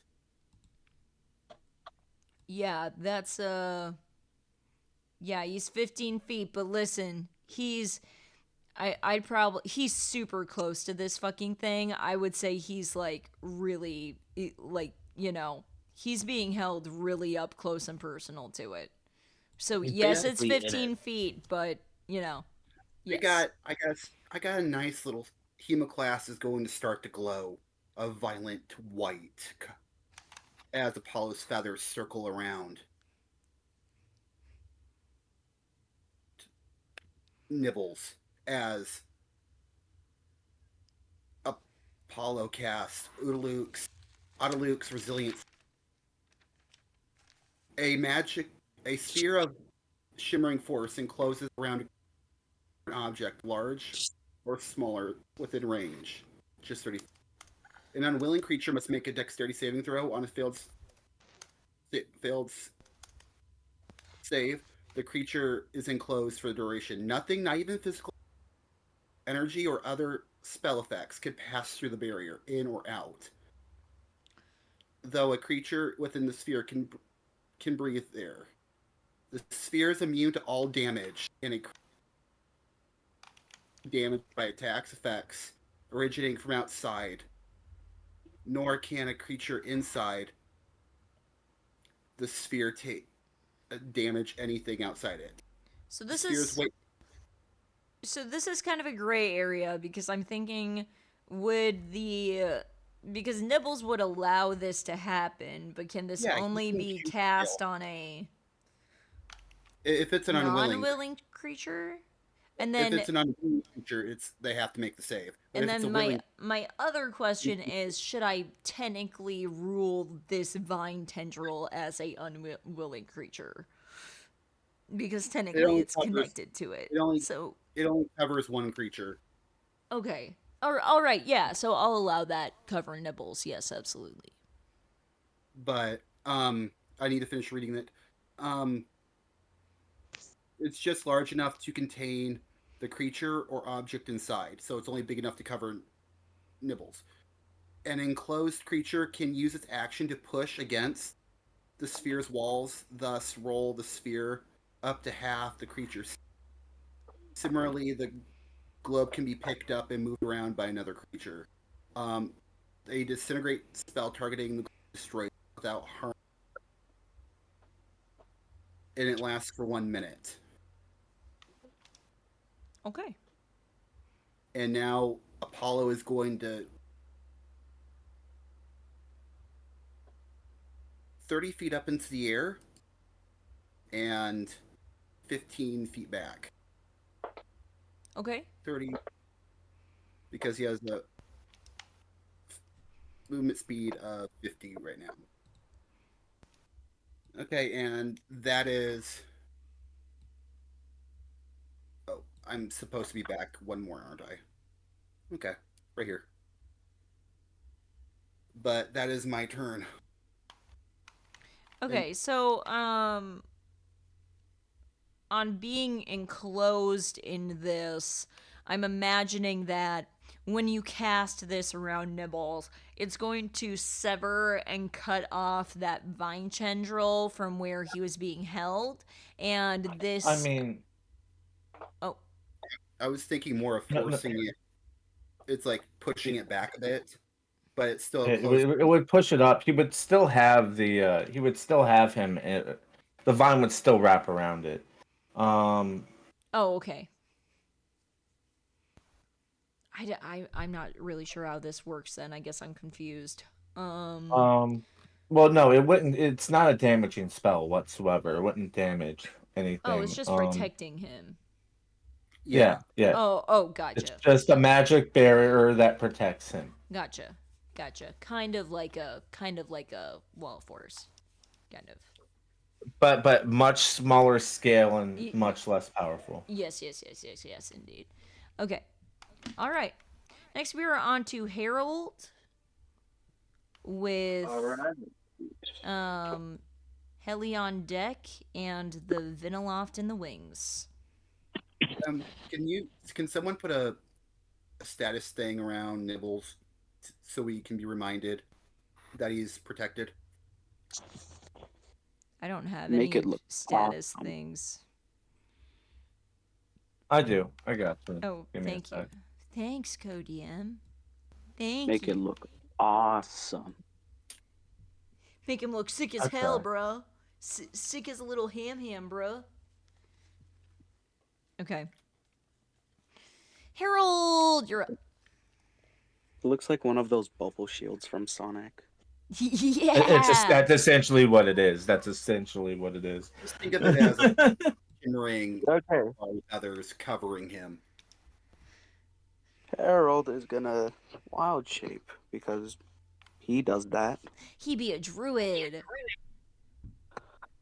How does a tree wild shape? Because he's a druid. He turns into a rhino. Yeah. And he is going to charge into this thing. How big is the rhino? Because you can scale him up if he's more than 5 feet. I gotta check real quick. I think it is more than 5 feet.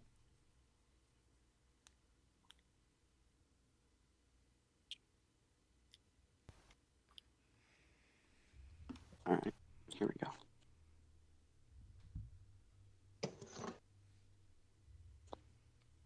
There we go. Anyways, charging. Is this thing resistant to prone? Great question. Looking it up, it is not. Okay. It needs to make me a strength saving throw. Mm-hmm. Or else it will be knocked prone. Natural 1. Ooh. Wow, you guys. I'm so proud of y'all. So far. Holy shit. Oh, wait. Oh, wait, I made a mistake. I forgot to roll to hit. You did. And also, I would like to ask, did you count that this is difficult terrain when you were charging? Yeah. Okay. I have my movement. Okay, chill. Okay. 13. No, they 20 hit him. 20 hits. Alright, cool. We're rolling. So that means I get to add my Gorn attack, whatever Gorn means. Does anyone know what Gorn means? Gore. It's gore attack. Gore. Things are getting scary. Tree on tree violence. I mean, is this really Sorry, a hon. tree? I don't. It's I, a monster I mean, tree. it kind of looks like a tree. I don't know. Alright, so first I roll 2d8s and add a +5. Nice, bro. Alright, so that's gonna be Sick, bro. 17 damage. Nice. And thanks to the charge, I get to add an additional 9 plus. Wait, extra 9 to. I'm just. What? Okay, hold on. Let me. Excuse me for a second while I read. You're good. A lot of reading in D&D these days. Kids today. I just watched Series of Unfortunate Events. The worst version, but it's still good.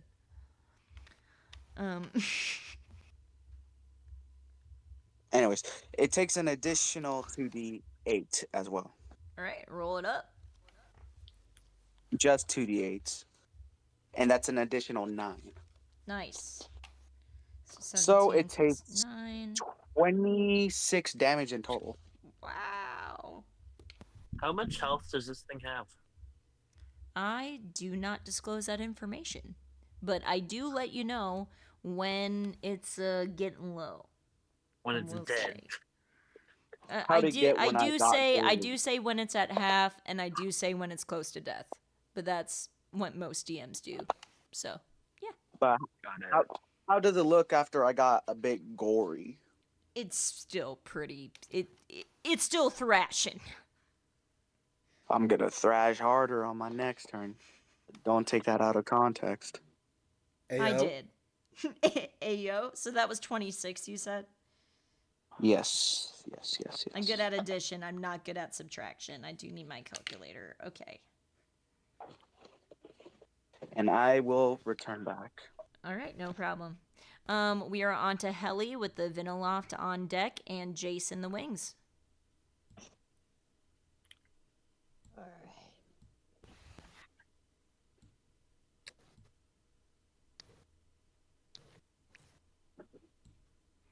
Alright.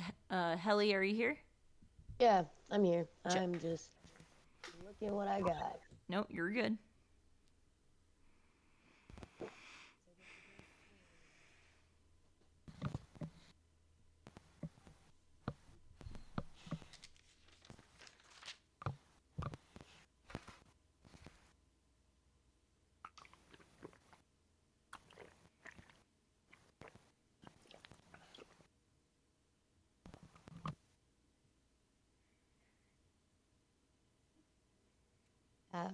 And this is a difficult terrain, isn't it? Yes. The dark green, yes.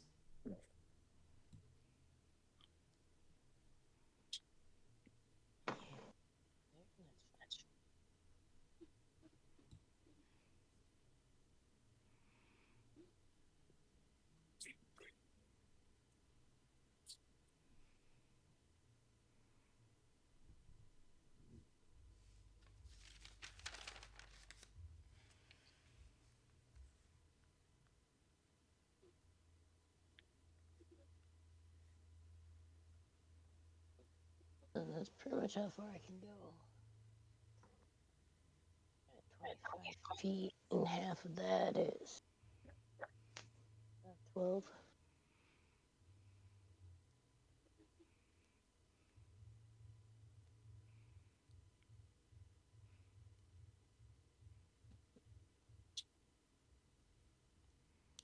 I don't know. I'll just hold my actions.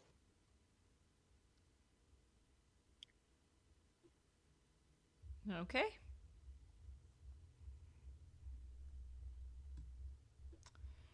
Holding your actions. It is now the Viniloft's turn. Here we go.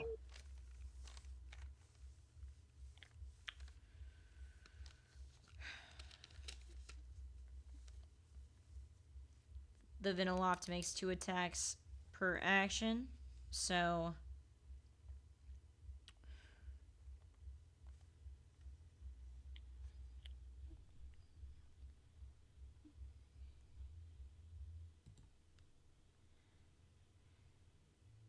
it is going to attempt to hit. I mean, if I roll it here. No, you're in the air anyway. Yep, that's too far. Yep, okay. Yeah, you're right up on him. You're also right up on him. You're also right up on him. She's also right up on him. Okay.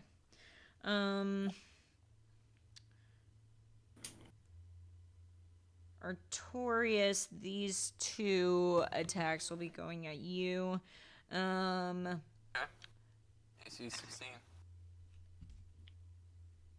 This is a melee weapon attack, Vine Lash. It's going to take one of its tendrils. That tendril that you started hacking at is going to like half severed but still come up and attempt to slap you, well, like back slap you on the side of the head there.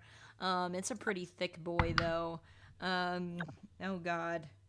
Does a 10 hit? No. Okay. The second one is now going to try to use its constrict around you to leave you grappled and restrained. So we'll see if this hits. Does a dirty 20 hit? It does. Okay.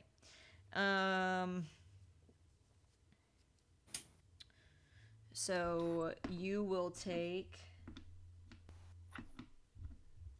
2d8 plus 4 bludgeoning.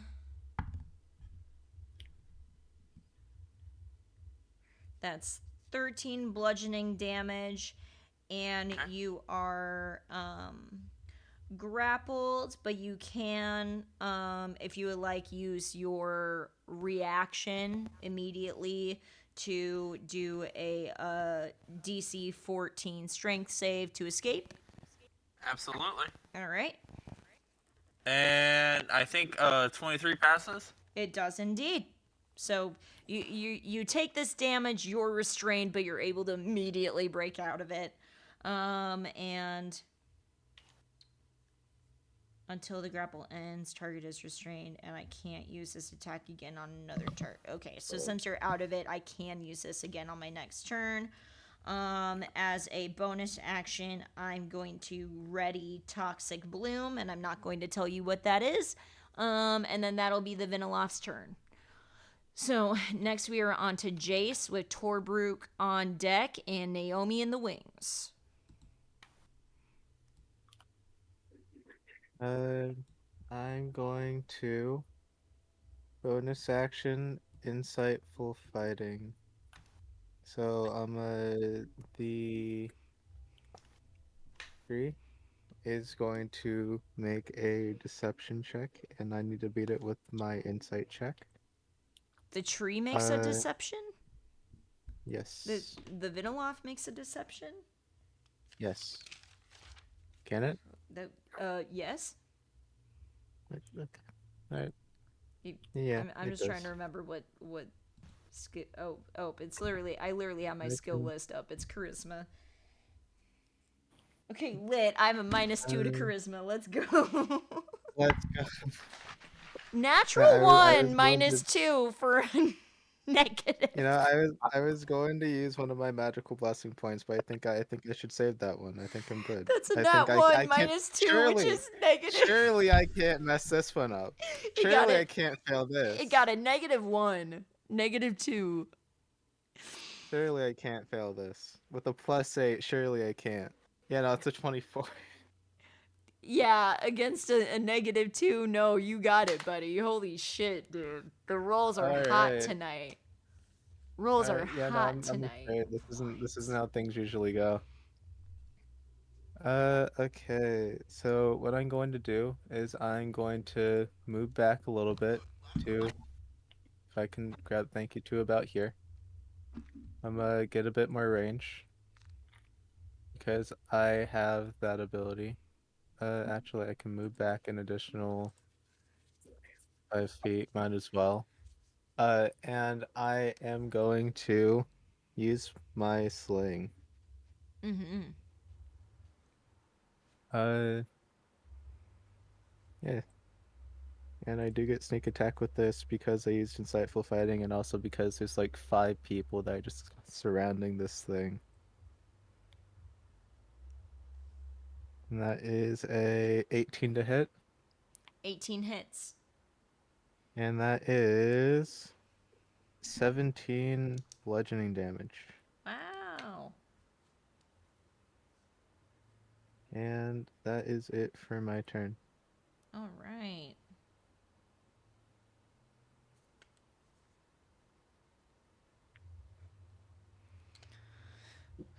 Onto Torbrook with Naomi on deck.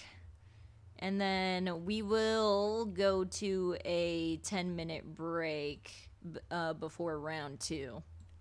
Because I need to empty my bladder. Okay. Wow, that was a lot. Alright. So, Torbrook is gonna clippity clop, Yeti stomp. That was a fun way to say that. He's got 30 feet, so yeah, he'll go here.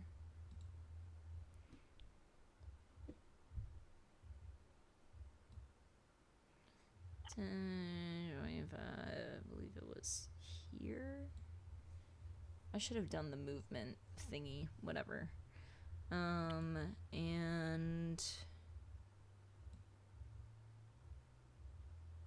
yeah, that's 30 foot, but this is an 80-foot range, so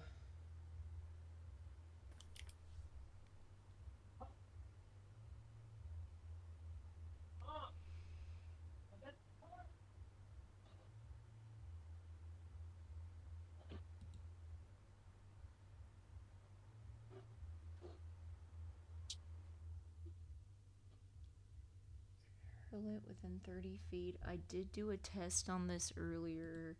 I believe he's now 30 feet. Come on. Yeah, that's 25, 30 feet. So, okay, so the core, the middle of that's 35 feet. But he'll be aiming this at the base, at the bottom here, at that little one there, that's closest to him. And he will produce flame. He will cast produce flame. And he will choose to hurl the flame. And that is a 26 to hit, and that does hit, so you're going to see him whoosh this big ol' Yeti flame in his hands as he, boom, pushes it, hurls it forward onto the Viniloft at that base there, at that bottom. This is 3d8 fire, and is actually 6d8 fire, so that's 20. So he just dealt this thing 42 fire damage.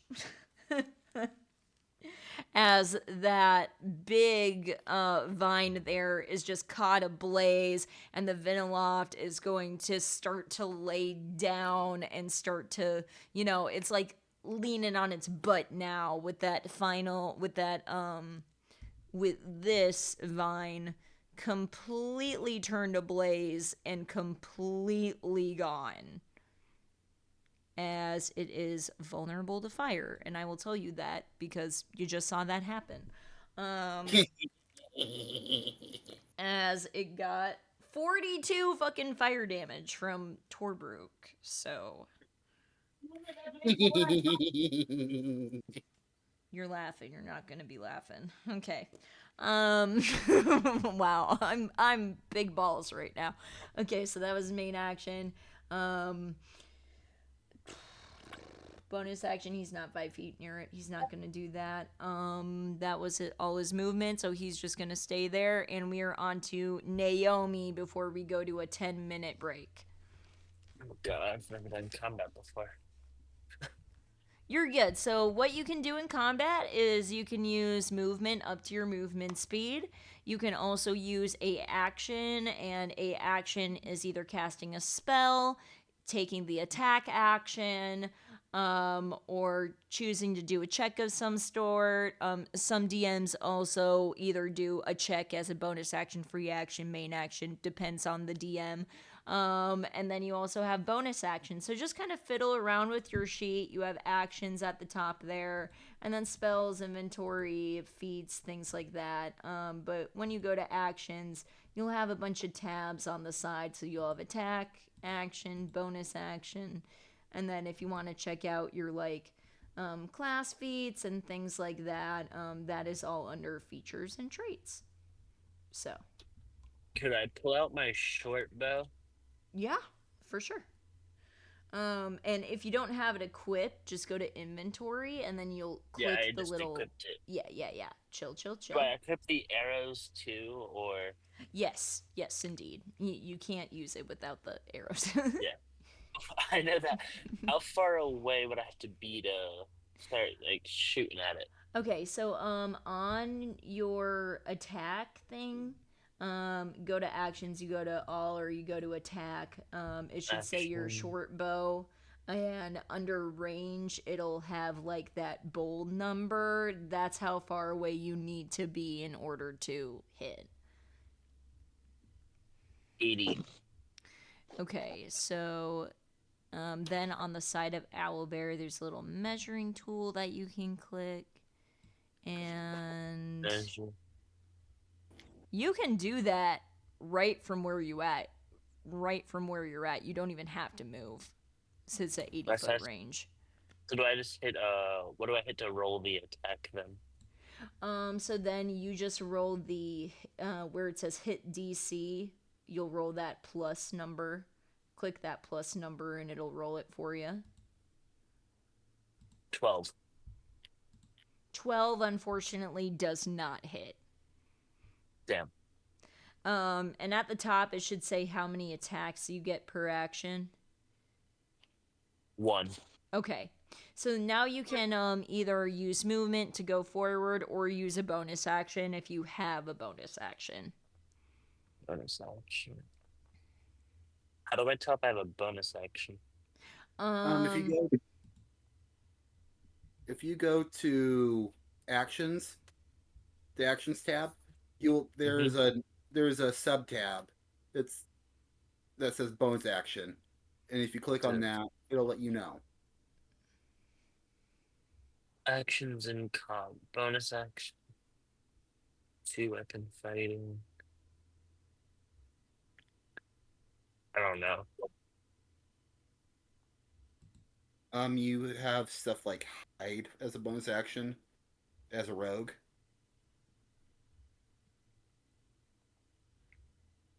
Yeah, I think you can bonus action hide if you don't really have a reason to, but you could if you need to. I was wondering if I could bonus action another attack. No. That's only with specific that's only with like fighter is where you can or spells. Or spells where you can do like a action surge to get another turn. If you have 2 melee weapons in your hand, like say 2 daggers, you can attack with one as a main action, and the other as a bonus action. Yeah. Yeah. I guess the bonus action doesn't add your modifier to the damage roll, though. Right. Well, I guess my turn's over then. All right. Since we are in the middle of combat, everyone please mute as we go to a 10-minute break. Be back at 53, please. Awesome.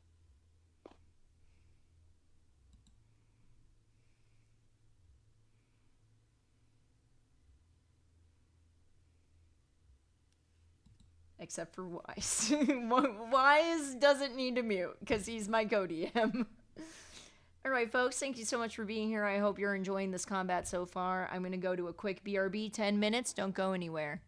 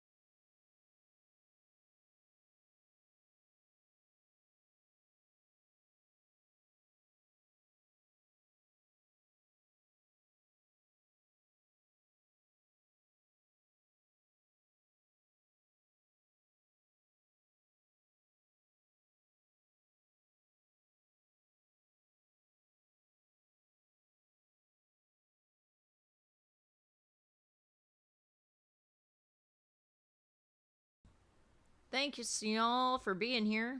I appreciate you, and I hope you're enjoying the stream.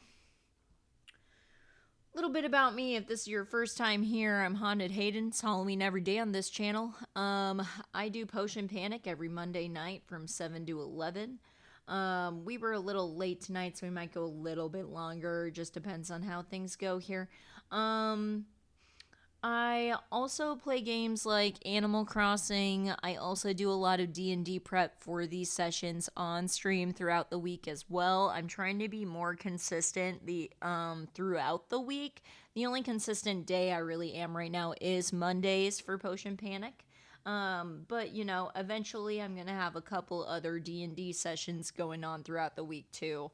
On Thursdays, I will be co-streaming Voidstar with Wise, and I also co-stream Tomb, because it's a Tomb of Annihilation on Fridays. So yeah, fun stuff, lots of D&D stuff going on. Let's get back to it, shall we?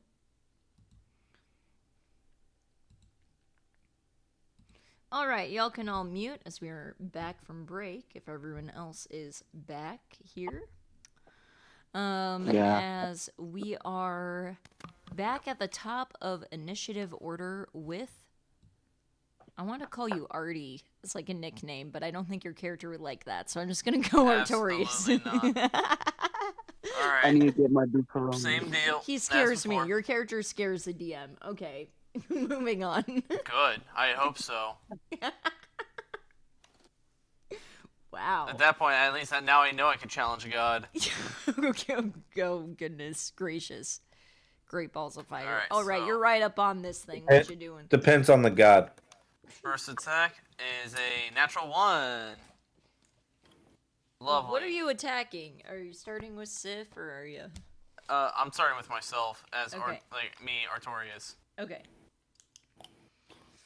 Natural 1 does not hit, and in fact, how are you trying to cut this? Or are you trying to use a sword, right? Yep.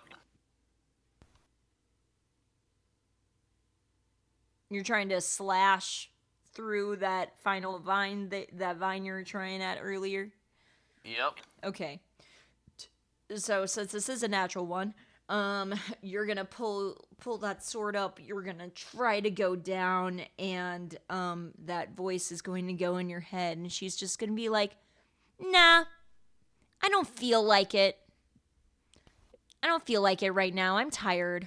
We're not doing this right now. As your sword's just gonna jolt all the way back, as your arm is completely behind you in this sword, as this demon is controlling your sword completely in this moment. Alright, that was the first attack, though. Now it's my second attack. And alright, that is an 18. Also on that, take 2 points of psychic damage, and 18 hits. Okay. Artorias is gonna snap back. I'm in charge here. I don't think so.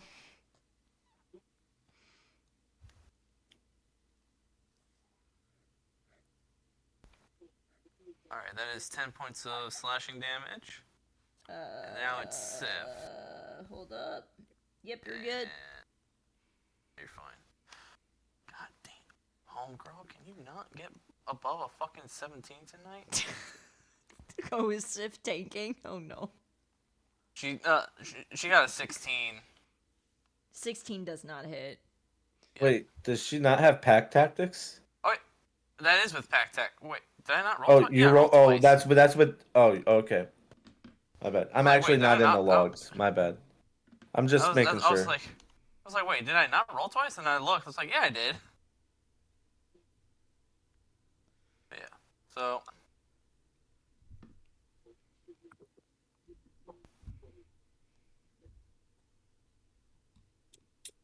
Yeah, that is. Oh yeah, Hunter's damage. Hunter's mark damage. What the fuck am I doing? Oh yeah, you're right. Forgot. Sorry, I did have that written All right, down. I should that have is 4 reminded you points. of That is an additional 4 points of damage. Nice.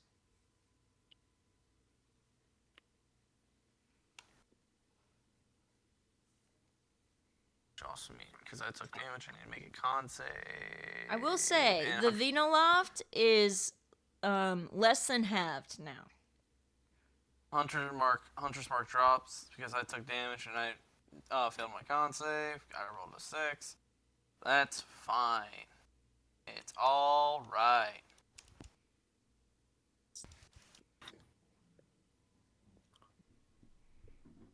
Yeah, it's the end of my turn. All right. We're on to Nibbles. Poor Nibbles. Nibbles. Nibbles with Apollo on deck and Harold in the wings. So Nibbles is in this orb thingy maboob. What can he do while he's in this? Can he do anything? He literally cannot attack. He can only move half his speed. Okay, but he's still technically like the vine is still technically holding him, so he's not doing shit. He can't do anything. So we're on to you, Apollo. Apollo's going to fly up a bit more. He's going to go 50 more feet up into the air, and he's going to look over. And he whispers to Hemoclast, "You know, I should have a little bit more respect for you. We'll actually get you real blood here real soon, okay?" And with that, Apollo is going to flick Hemoclast midair and let Hemoclast spin as Hemoclast starts turning red and begins to burn as he casts Fireball.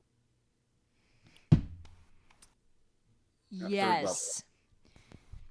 And I'm going to target this above where it hits the plant's just barely hits. It hits the plant's chest, but in the orb without hitting the party. So I'm positioning it. Yeah.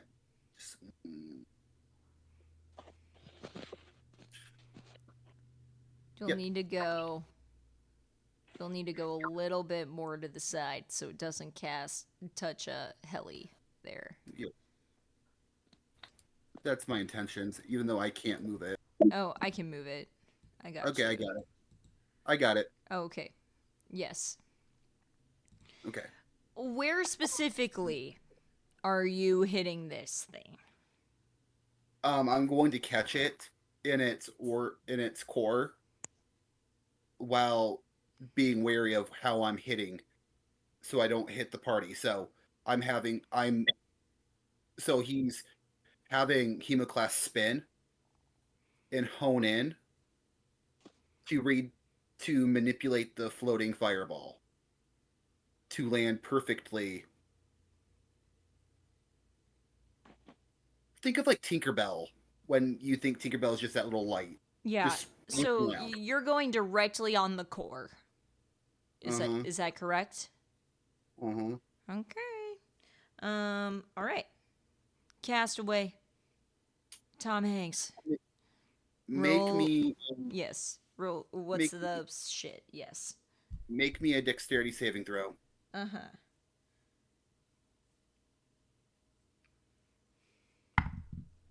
Natural 20. Okay, so that's halved. Okay. Wilson. So you cast the fireball. As you do, it sees the fireball coming, and that top part, that's covering it, is going to slam down as the fireball does hit, but it's going to hit the top of its head as it's protecting that core completely. So roll the damage and then half. Yes. That's 19. So that it'd still be 19 because it's vulnerable to fire. You're absolutely correct.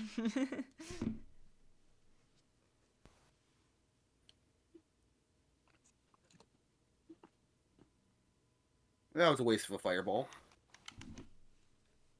Okay, I mean, you're dealing a damage. You're still,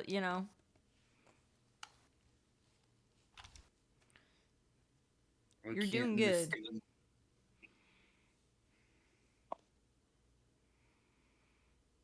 Yeah, I'm going to move in. 5, 10, Wait, no, I went up 50 feet. Never mind.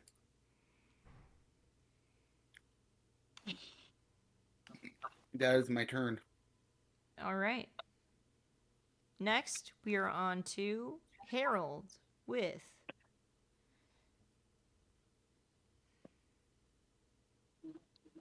Heli on deck and the Viniloft in the wings.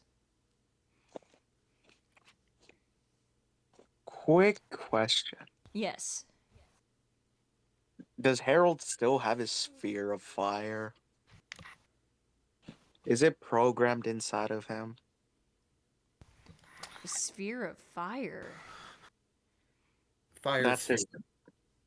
It's a Yeah, spell. he's extremely afraid of fire. Oh, It's in his flaws. right. Let me think about how you were killed. You weren't killed with that. No. Let me roll. I guess it's up to you. You're playing the character. Would you still want that to be one of his flaws? Was it like here's the thing. Like why was Harold originally afraid of fire would be a good question to ask. Right. Because originally where he used to be, it was all burnt down and everyone he knew died. So he no longer has that memory, so I don't think he would. Oh, okay. Right, yeah. He just thinks he was, sprouted up in a cute little side forest, Right next to a dead person. Right next to a dead person, but that's neither here nor there, All right. Anyways, let's get physical. Physical. Damn it. Physical. Thank you. Anyways, Gorn attack.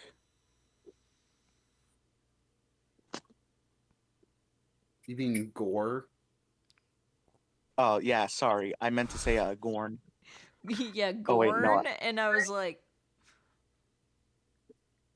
huh. Does a 14 hit this guy? 14 does not. No.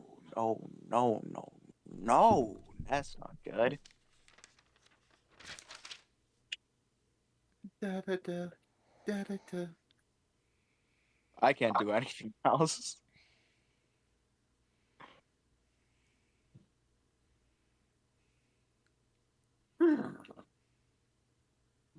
Next is Mother. All right. And we are on to Heli, Viniloft on deck, Jason the wings. So this is round 2. Yay, I can finally take a step forward. And then I'm gonna do 2 attacks with my scimitars. Okay. Wow, first attack really sucks. That was a 9. 9 too. Give me a second. I think my dice need to be renewed. And then I'm gonna do action surge. Yes. Just indeed. Give me a second. I need to pick a try that color. Oh, lol me. Those green dice seem to not be working tonight. Oh, weird. Alright. Action so my stream can hear you. There you go. Now stream can There we hear go. you. Yay, that's better. Dirty 20 to hit. Hell yeah, it hits. Way to go. Yes. Alright, that's 6 damage. What type of damage? Slashing. Yep, you're good. 6. Yep. Okay. And end my turn. All right. Now we are on to the Viniloft. As y'all would have recalled as a bonus action last turn, the Viniloft prepared Toxic Bloom. So at the beginning of its turn, this is just going to automatically happen. in a 20-foot radius, and I need to make this circle. Oh, and that's the pointer. That's not draw. And I need to make this a different color. Let's do black. Let's have the fill color be. I was having so much fun today with these circles while I was watching Incredibles. Just making this map. I'm proud of this map. I mean, Soul did the base, but I did all the rest of the shit. Okay. So it is only a 20-foot radius. That's 40-foot diameter. Hmm. A 20-foot radius would be a 40-foot diameter. Oh. Albera doesn't measure radiuses. Oh, you're right. You're right. That's what I. Okay. Well, now it's. Oh God. Okay. Yes. Thank you. Nope.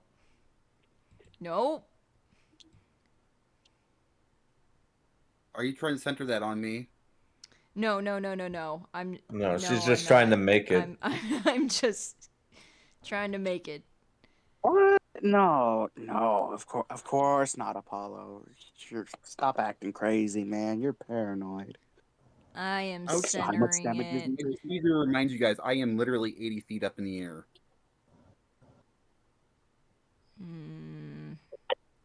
I can center it so that it. Yes. Okay. Well, no. My original thing was it was going to, since Artorias was the first one to hit,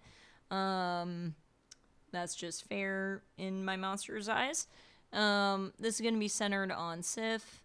So everyone within the 20-foot radius must make... So, okay, first I'll describe it. A cloud of black, green, and dark purple toxic spores is going to shoot out from the Vinilov's core. Is this an ability or a spell? It's an ability that it Okay. preps as a bonus action, and then on the beginning of its next turn, then it immediately happens. However, I do have to roll a d6, and unless I get a 5 or a 6, I cannot use it again this combat. I mean, that's not how. Are you using special rules for recharge? Or no. Yeah. Unless it's you the roll a 5 or a 6. Yes. And I rolled a 4. So, okay. So this is the only time I can use... No, I was just doing regular recharge. Yeah.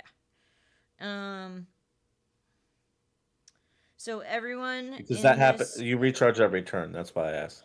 Oh, okay. Gotcha. I typically don't recharge on the turn I use the ability, though. Oh, gotcha. Yes.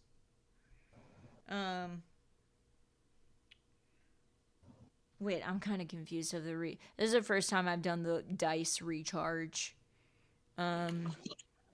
So every turn you roll a d6 on a 5 and a 6, it gets the ability back.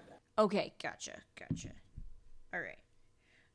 Man, dragons are cool. So everyone in this black radius here that I just dropped, please make a DC 15 con save.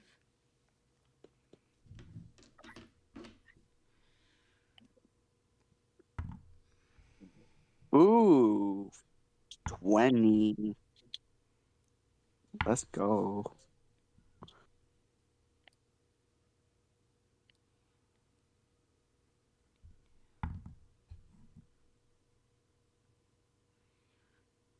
Can I give Artorias my Okay. hero inspiration?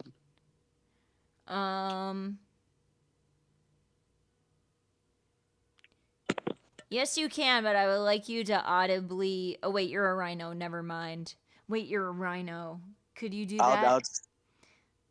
Oh! You're a rhino. Okay, yeah, sure. Sure, I'll allow it.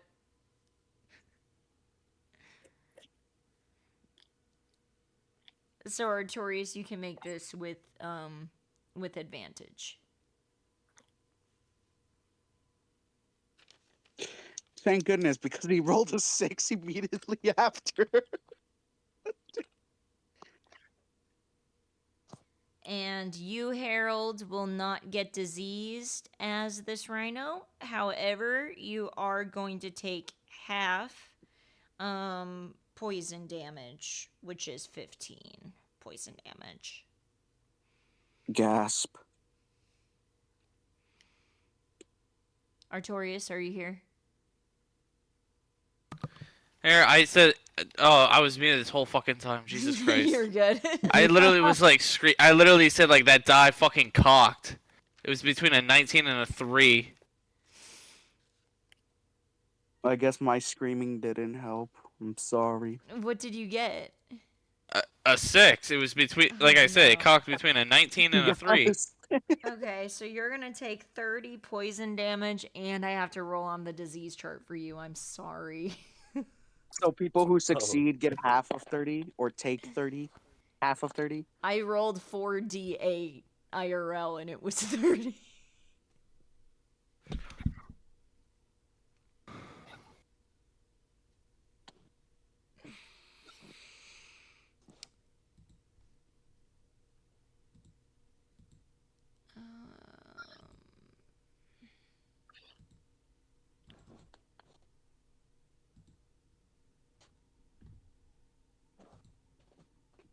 Numbers hurt my brain.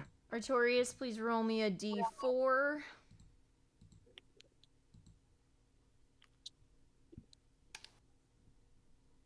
Two. Alright, so we'll be working out a 1. I'm gonna roll a d20 and a d10.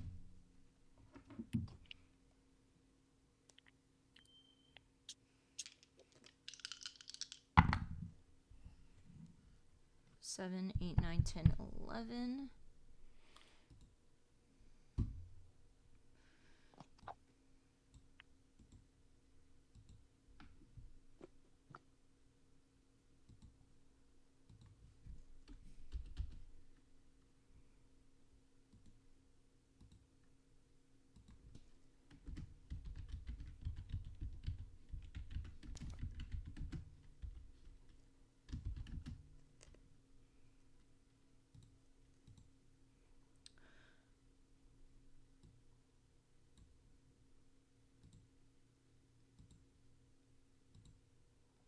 Alright. Artorias, on being hit by these toxic spores, they seem to sting your eyes more than anything else, and you're going to start to see faint glimmering stars, just kind of like, you know, how people get floaties. This isn't going to hurt you mechanically yet. You're on day 1, but you're just gonna have some star floaties in your vision. I'm blind. As yes, and I need Sif to make that con save. She already did. She got a 16. Oh, she got a 16. Okay, sorry. Yes. I heard you. I guess I didn't hear you. She passes the save, so she will not get diseased. However, she does take 15 poison damage. Yep, I have it marked down.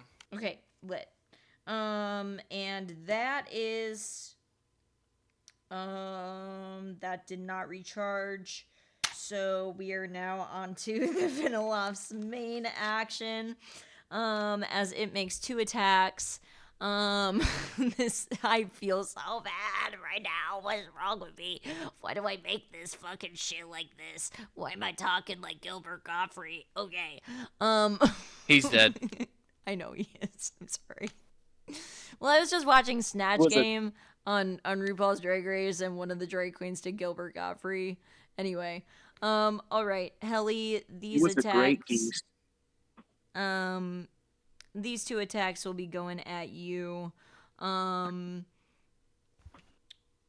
As it is first going to hit with its Vine Lash, and that does a 18 hit you?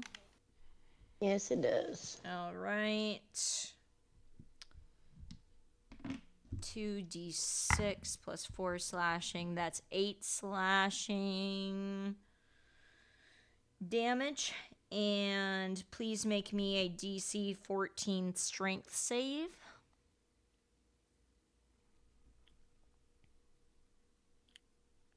Strength save?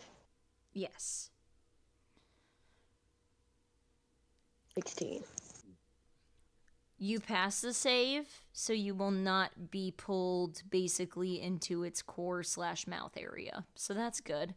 Now it will go to hit you again.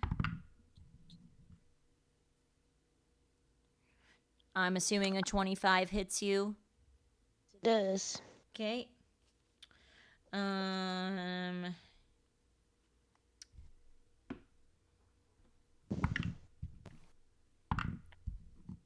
Wow, I got double nats on that damage. That's 6 bludgeoning.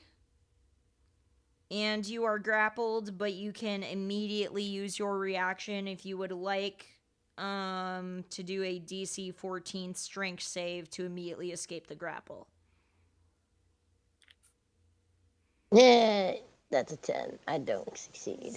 All right, so you take that damage and you are grappled. But you can attempt the escape at the beginning of your next turn. Okay. And we are now, that is all for the Viniloft, since its bonus action thing did not recharge. So we are on to Jace with Torbrook on deck and Naomi in the wings. Okay. Bonus action, steady aim, giving me advantage on my next attack roll, but reducing my movement to 0. And then I'm going to make my sling attack against the tree. It's not a tree, but okay. I mean, okay, yes, it's a tree. It's a tree.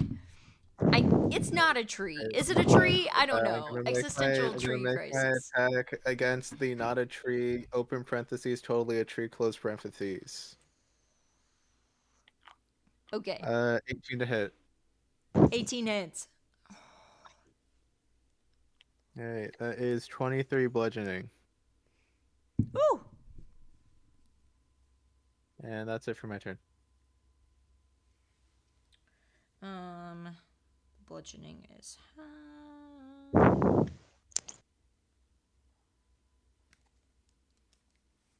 so 12.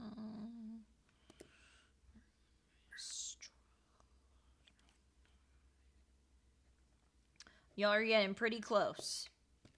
All right. Now we're on to Torbrook. Torbrook did wonders with what he did last time, so he's just going to do the exact same thing. He's aiming right for that middle core there.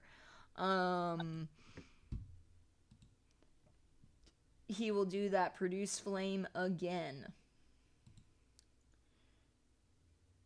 And that is a 18 to hit, and that does hit. He's going to throw this Yeti flame. Holy God. Damn, dude. So he just gave it 42 points of fire damage. Did Turk just kill it? So, as this first flame goes, the Viniloft's body is going to flop down onto this magical terrain, and these vines are going to, this difficult terrain is going to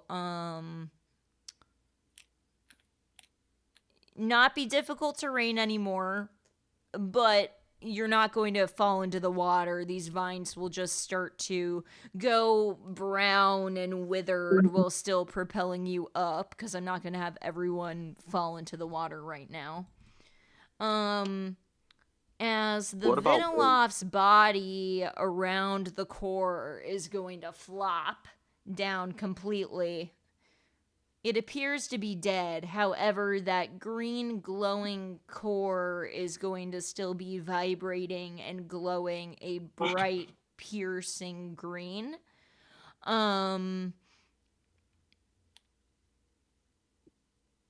As we will stay in initiative here. So just know you're not in the water, but I will remove this difficult terrain circle.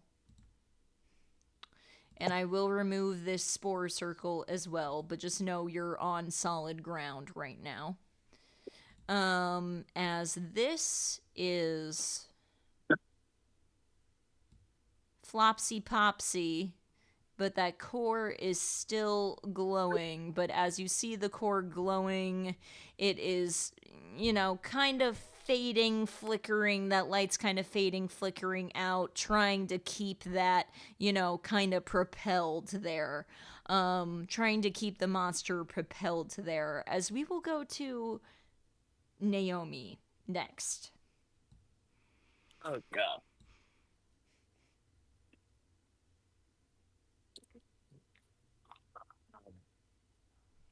Can I roll for like an investigation or something? Yes, you may. What are you looking for specifically? If there's any more threats.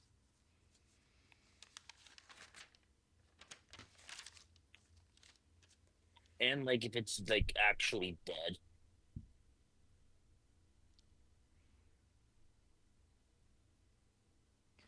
$17. Yes. 17.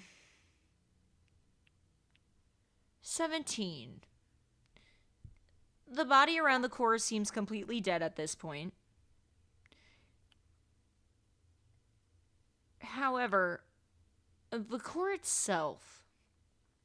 You remember earlier when Nibbles was saying that there was something glow and green at the bottom of the pond, and he thought that may have been the potion ingredient.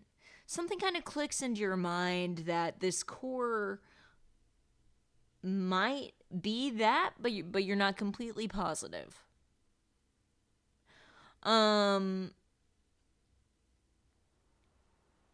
As the core kind of starts to, flicker and it's really like trying to hold on.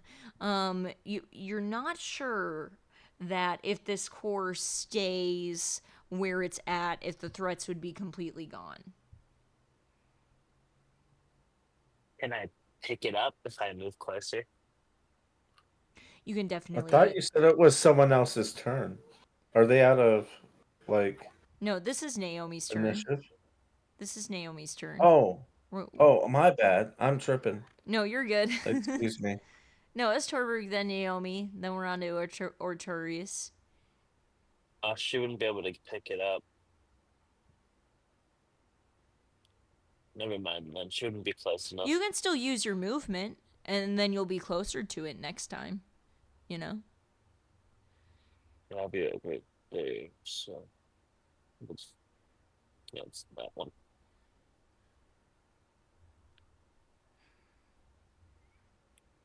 Make sure one more time. Alright. Is there anything else you would like to do? That's the end of my turn. Alright, we're on to round 3 with Artorias.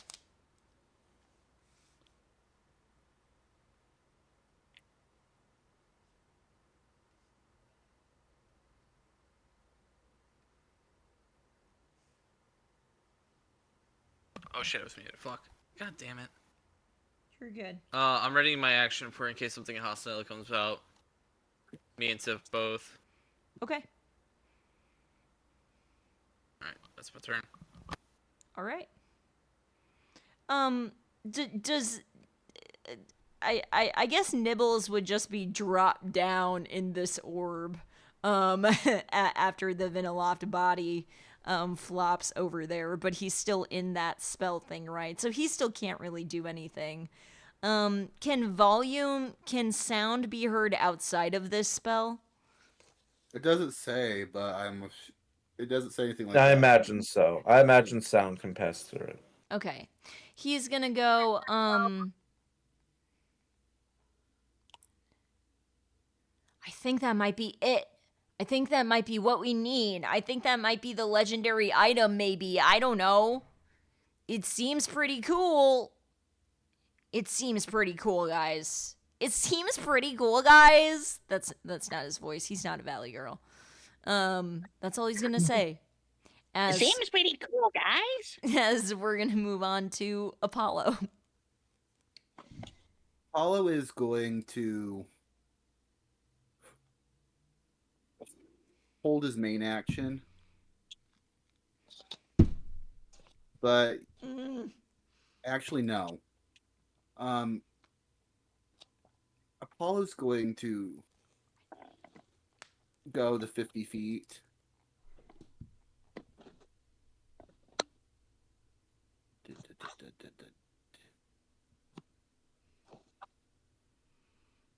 And hover above them. Okay. And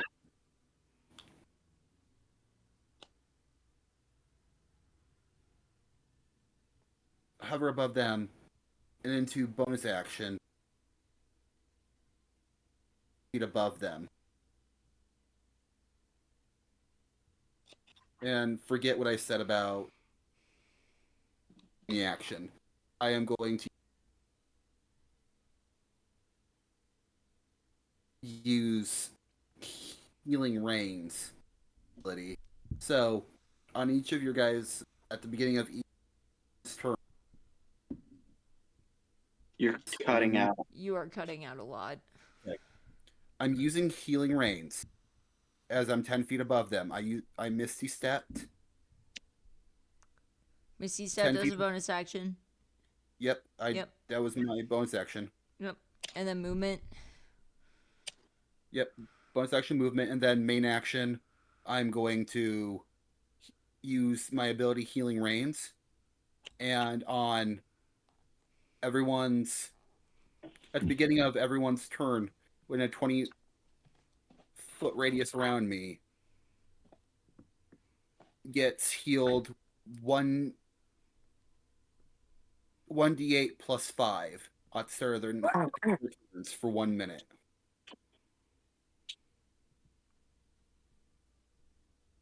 All right. Perfect. Is that all for you? Yep, I need to check off some spell slots before I forget. Where are you getting the 1d8 plus 5? Oh, yeah. Look at it. I did. And features and traits. Healing Rains. At 3rd level, as an action, you can create a healing rain in a 20-foot radius centered on yourself. Allies in this area regain hit points equal to your intelligence modifier, minimum of 1, at the start of each of their turns for 1 minute.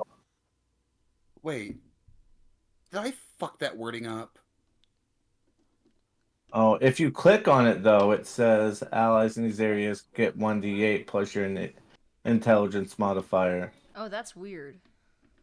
I fucked up. It's because it's homebrew. Well, I fucked up when I was putting it in.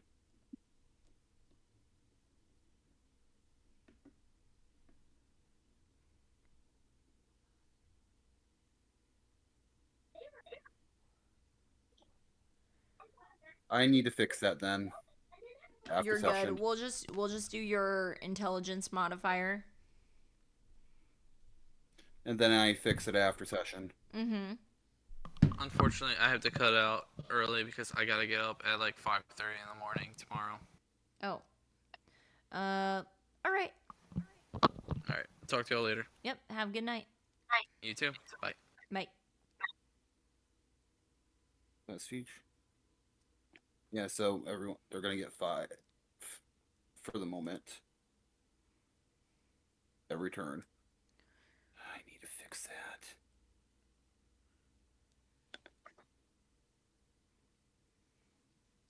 That's my turn. Okay. So, we are on to Harold with Heli on deck and the Veniloft in the wings. Again, we are on to Harold with Heli on deck and the Veniloft. Veniloft is after that. We are on to Harold and Heli, and then the Veniloft is after that. 3rd time I'm saying that. Harold, what would you like to do? My headache is murdering me. Anyways, boom. Small thing. Since I'm a week old, I don't have the property values of items or objects. So I'm gonna go touch the core. Okay. Maybe I'll die. What are you trying to do with the core? Are you just touching it? Are you trying to take it out? Are you trying Take it out to... and bury it. I'm waiting for the alien face hugger scene to happen. Yes. First, give me an Arcana check. Okay. With advantage. Okay.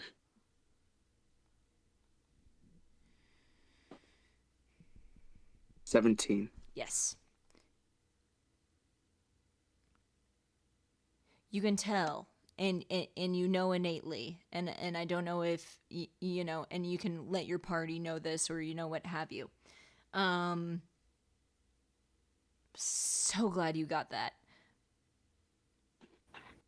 A magical containment spell or something of this will stop the magic in it completely and allow the monster to not regenerate. Okay. To get the core out exactly and pick it and carry it up from the body, I will need a strength save at it. Give me just a strength check at advantage. Cool. It's funny how it wouldn't change because I have a strength in both saving and check. You said it's a advantage or a straight roll? Advantage. 11. I'm still a baby. I'm a week old. Okay, so you go and you touch the core, you try to pick this core out, but as you said, you are still only a week old, so your little walnut arms are not able to pick this up. As you try to pick it out, it's going to sloop just right back into that body. I'm gonna tell everyone what you told me. Yep. We have to contain it and rip it out. Yes. A dispel magic or a, containment spell. Yes. I used my containment spell already. That the only one you have? No, I actually have another one, but it takes 10 minutes to cast. I think I might need a trump card, but it's fine. I can pull it out. You, the one with the wings. Just wait to see what happens. Okay. This thing is regenerating. Harold screams. It's regenerating. We're on to Helly, unless there's anything else you would like to do. Are you staying on top of it?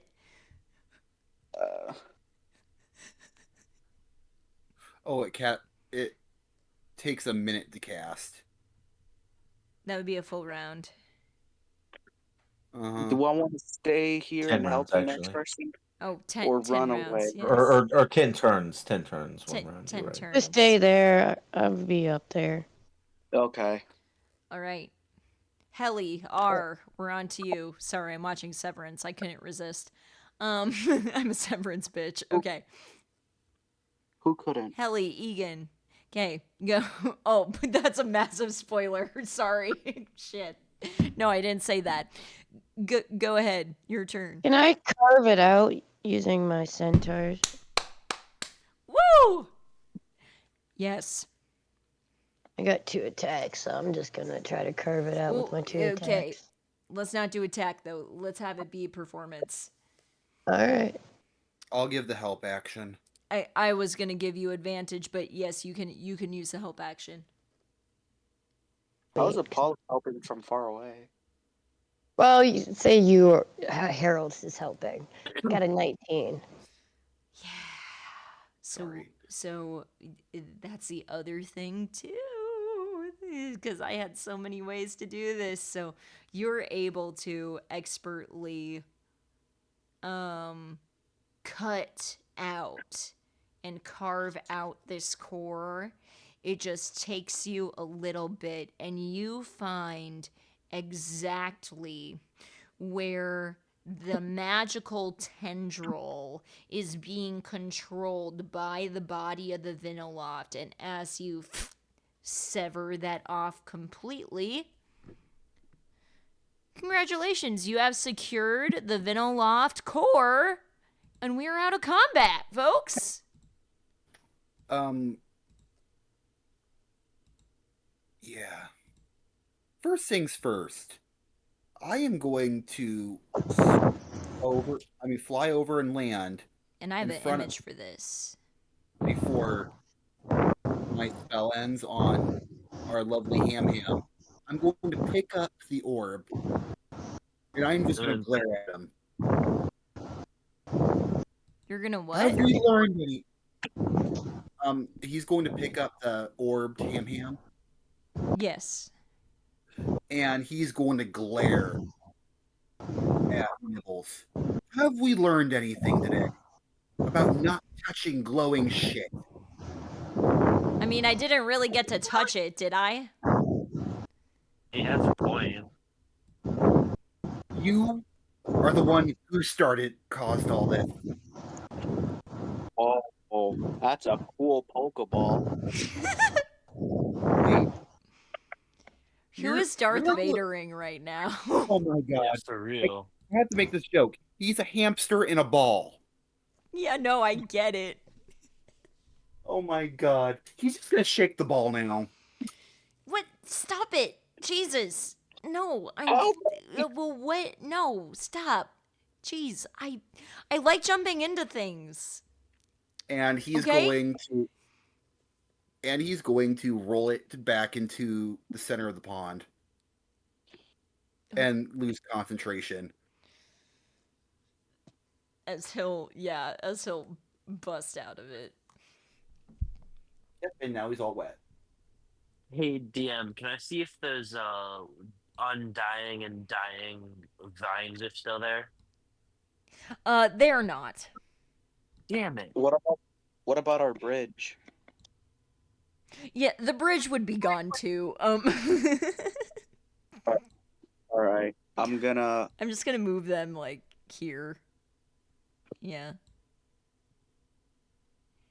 I'm gonna look up towards Haley and reach my arms out. Healy. Healy. Uppies. Reach up.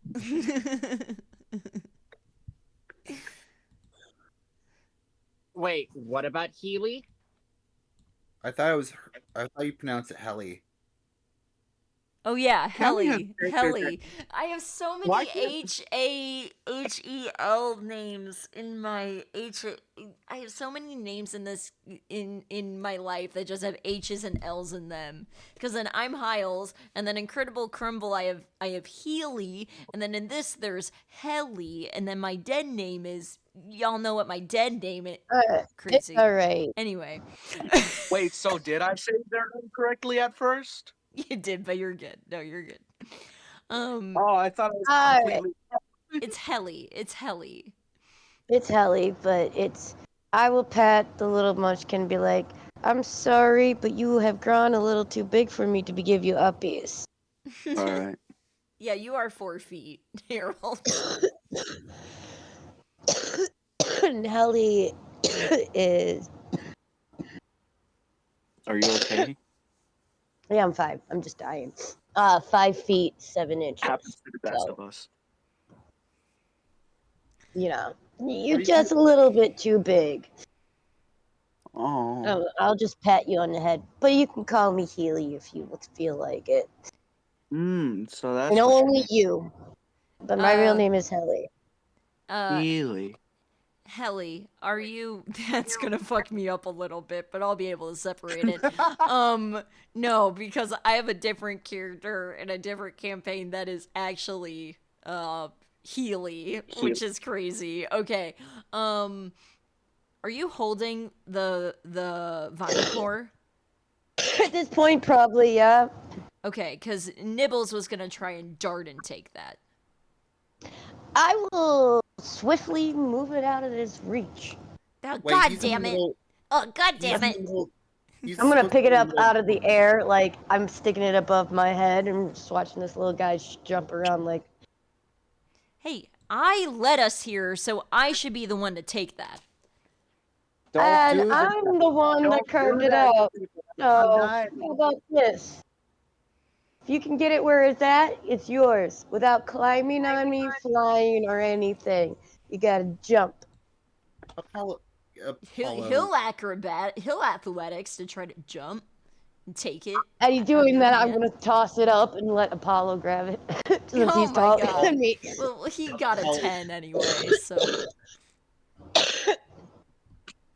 So now Apollo's gonna Apollo. do- Apollo's going to do acrobatics, and that's a 12 as he soars up into the air, snatching it, Hey, and he's going to dart up to 100 feet up in the air. you don't know how powerful that is. Apollo bites Have a into quick it. Ellie. You're And- hold up, dude. You're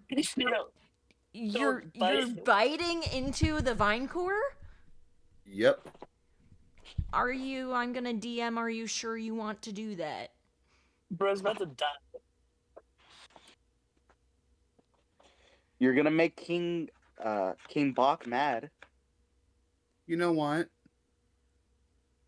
I promised Hemoclass something. I'm going to stab Hemoclass instead.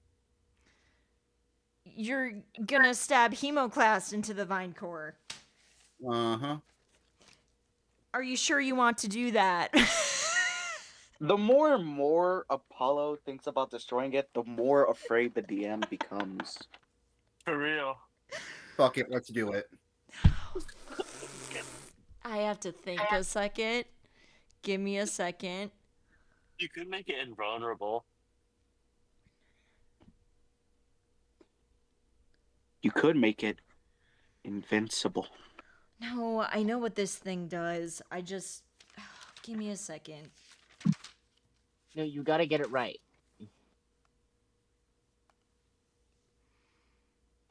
Eeny, meeny, miny, mo. Catch a tiger by the toe. Are you plunging it? Are you cut? Oh, let me zoom this image up for you so we can get the full description of the vine core here. So this is currently what the vine core looks like. It's a very spherical, hardened, leaf and vine wrapped orb with a small green pulse in the middle of it. Let me, again, before you stab a dagger into it, explain it a little bit more here. That greenness is almost pulsating like it's a heart, and it is also, feels very kind of soily as you're touching it and gripping it.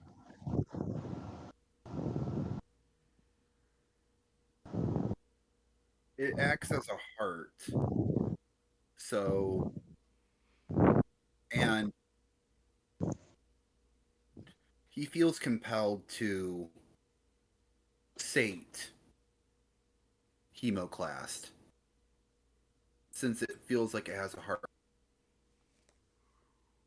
Listen, don't do it. No, that's not what I want. That's a plant. I I'm want not real a vegan. blood. Can I try to take it from him? I can fly too. Yes. I am What do 100 I feet. gotta? I can fly too, though. So what do I gotta roll? Well, what's your fly speed? I don't know what my fly speed is. 30.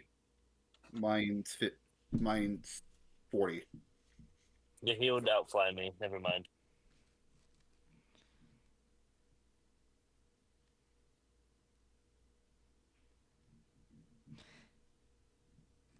I'm trying to avoid this with every fiber in my DM body. Can you please give me an arcana on it? Sure. At advantage. You gotta let destroy it so bad. you gotta let your players suffer their That is a con- nat 20 for a total of 28. God. this is a very powerful legendary magic potion item, and ingredient. You know, you have the levels of magic items in D&D. This is the first big ol' legendary magic item in my game. And it is also seems to have some sort of its own sentience and some sort of its own life. Well, kind of looking as a seed also as you're looking at it in your hands. And feeling the vine tendrils around it. Yes, at the same time, you do get a thought that if it is not, you know, dealt with in a certain way, it could regenerate into another Viniloft. However, right now, it feels very calm and dormant while containing this magical energy.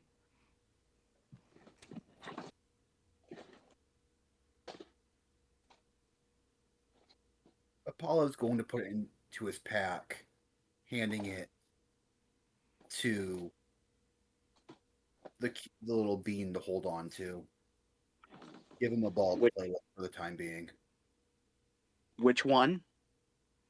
I only have hamster? one. No, I only have one person No. in the pack. Yeah, give it to me. Give it to me, baby. I want that. The dwarf? No. Or is he?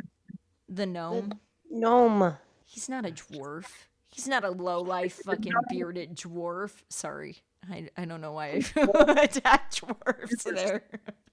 I'm giving it to my adopted son. You're giving it to Taylor. Yes. Okay. You just made 56% of the Lord of the Rings. Oh, you're giving it to Taylor. Oh, okay. Yes. Is that a good thing or? I don't know. Either that or I stab it. I'm saving us the trouble right now and just handing it to Taylor. Okay. I have a feeling that's gonna be a bad idea in the end of the day. Taylor just eats it. Apollo say, Whoa, this is cool. What is this thing? it's potentially dangerous. Make sure it Oh. stays safe. Oh, I don't know how Anyone- safe it's going to be with me. It does look kind of delicious. Yeah. I'll make sure to provide more snacks. Can I bite Okay. into it? No, I already thought about that. Oh. My magical dagger said no. Oh. Veggies. But if anyone comes near it, no matter who it is, even me, take out your dagger, and take a swipe at him, okay? At this thing? No. If someone touches it, tries to touch it while it's in your possession, you are to attack Anyone? anyone. Oh. Okay. Especially the hamster. I liked Nibbles. What's wrong with Nibbles? I like him. He was trying to steal. And you know, stealing's not nice. Stealing's wrong. But That's is there a mean. certain reason why he needs it? Did you ask him? We will find that out. It's none of We're- it's an adult business, and I say you should just take care of your new toy, like we asked, and you'll see what happens further. Nibbles, how about you direct us to our next path before I show you something that you might not like in the next few minutes here. I want that I don't core. know. I brought you to the pond. I want it. I feel like I deserve it, and I want it. I feel like I need it. I feel like I deserve it, and you know, I'm kind of your guide here. Like, there's no one else around here that knows this area as well as I fucking do. So I feel like you should give me that core, or you know, you're just gonna be lost in the forest, in this magical fucking forest forever. And at this point, I'm gonna go up to him, pick him up by ruffle and pick him up. Or I can drown you right here, right now, and make it look like it was all a fucking an accident, like this tentacle dude killed you, and we can go on a merry way and find our own shit. Your choice. Roll intimidation. I'm going to give the help action by doing this. And if I recall, I saved your ass during that whole encounter. Was that you? I kind of blacked out. 16. I don't know I why made he's sure turning he into freaking- this douchebag, but I kind of like. He's going, and a fireball is going to start to form in Apollo's hand. Not quite casting it, but just drawing on the magical energy in the weave forming around him. It's a contested intimidation. What did you get? I got 16. He got an 11, so yeah. Like, fine. I'm a ham, okay? We have tiny legs and arms. We do not work well in water. ADM. Yeah. Can I flutter over to Torbrick and ask him if that's what he wants? Oh, yeah, sure. I bring him down. Is everyone doing shit? Because I'm still holding Ham. Right. Yeah, everyone's kind of doing shit. All right. As I'm letting Ham Well, I mean, down, I'm I gonna did bring see- Ham closer and whisper very gently in his ears, just for him to only hear. I have never tasted hamster before. Do not give me a reason to try it now. You better guide us the way we need it, and do not frickin' try to steal us shit while we're sleeping. I really don't And set him know. down. I really don't think you want a army of powerful ham spellcasters coming after you, but I mean, you know. All right. I will guide you. Okay? But I'm going to get that fucking vine core. But I whisper in his ear my second last name to him. Oh. His face And is going look to at him and be like, I'll look at him and be like, do you think your little army is going to scare me? His face is horrified. He is horrified. He is terrified by hearing your real last name. And are you still holding him? I'd let him down gently. Okay. He's going to back up 5 feet and just be like, all right, everybody, where do you want to go next? I will lead you wherever you need. And, the vine core, that's yours. That is 10 million% yours. I am not going to try to take it anymore. That is yours. And where are we going? I'm gonna walk up and dust him off. Thank you. You cutie. Thank you. You're taller than him. Well, You're tell our such a guide where we're cutie. going. He's I don't looking up really at think you. we need to worry about him now.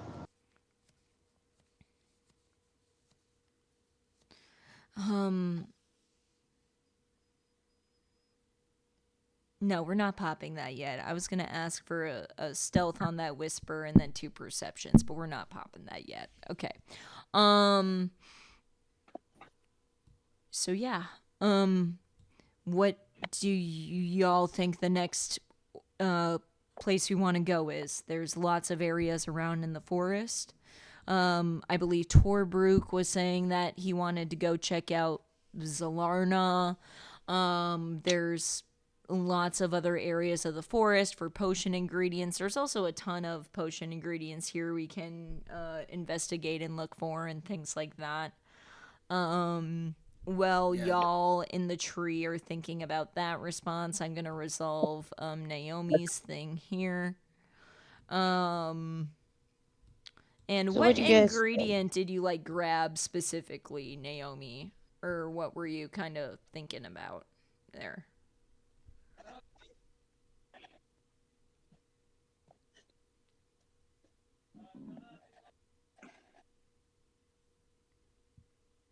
Naomi? Ravian?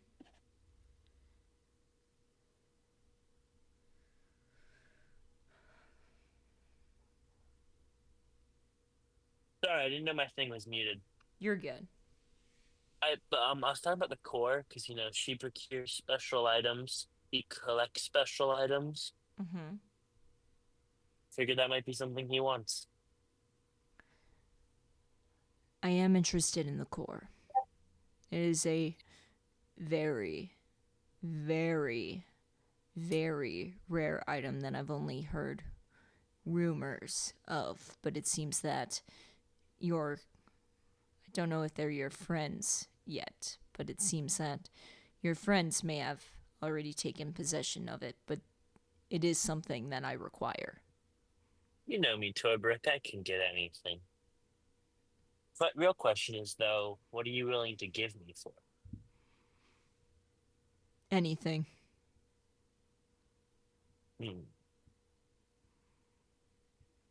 Well, I know the true nature of the Vine Core and what it can do and what it can turn into.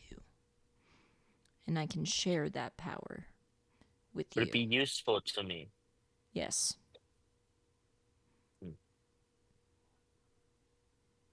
Would it be useful to my people? Yes. I'll see what I can do. Okay. And that's all she's going to say. All right. I know we're reaching session end time. I do have a final activating event here. Let me change my music from battle music to dramatic music. Well, it's all dramatic music, but you know what I mean. You know what I I know what I mean. You know what I mean. Oh my god. Am I having a stroke? Okay. As Nibbles is sending stone is going to go off. His Terra Trust, brown sending stone is going to go off. He's going to be like, oh, shit. He's going to go here. He's going to be like, y'all are part of the resistance now. No, yes? Apollo nods his head. Okay, She well, kinda you're gave way you over that- there, so you're going to need to sloop in to hear this, unless you can hear it at where you're at. Yeah, I'm within still 50 100 feet. feet. Okay.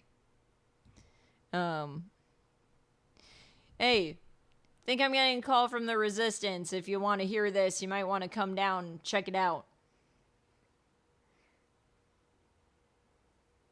He'll yell up to you.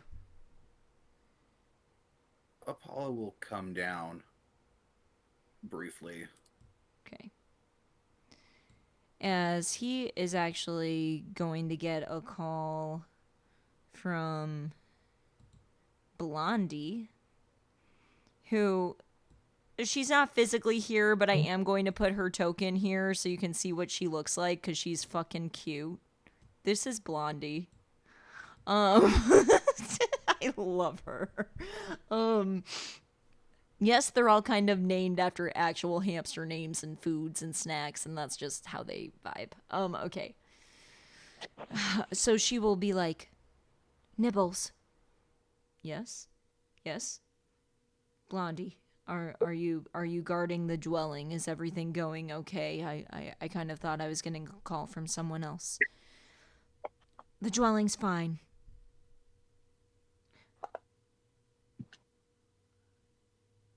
I'm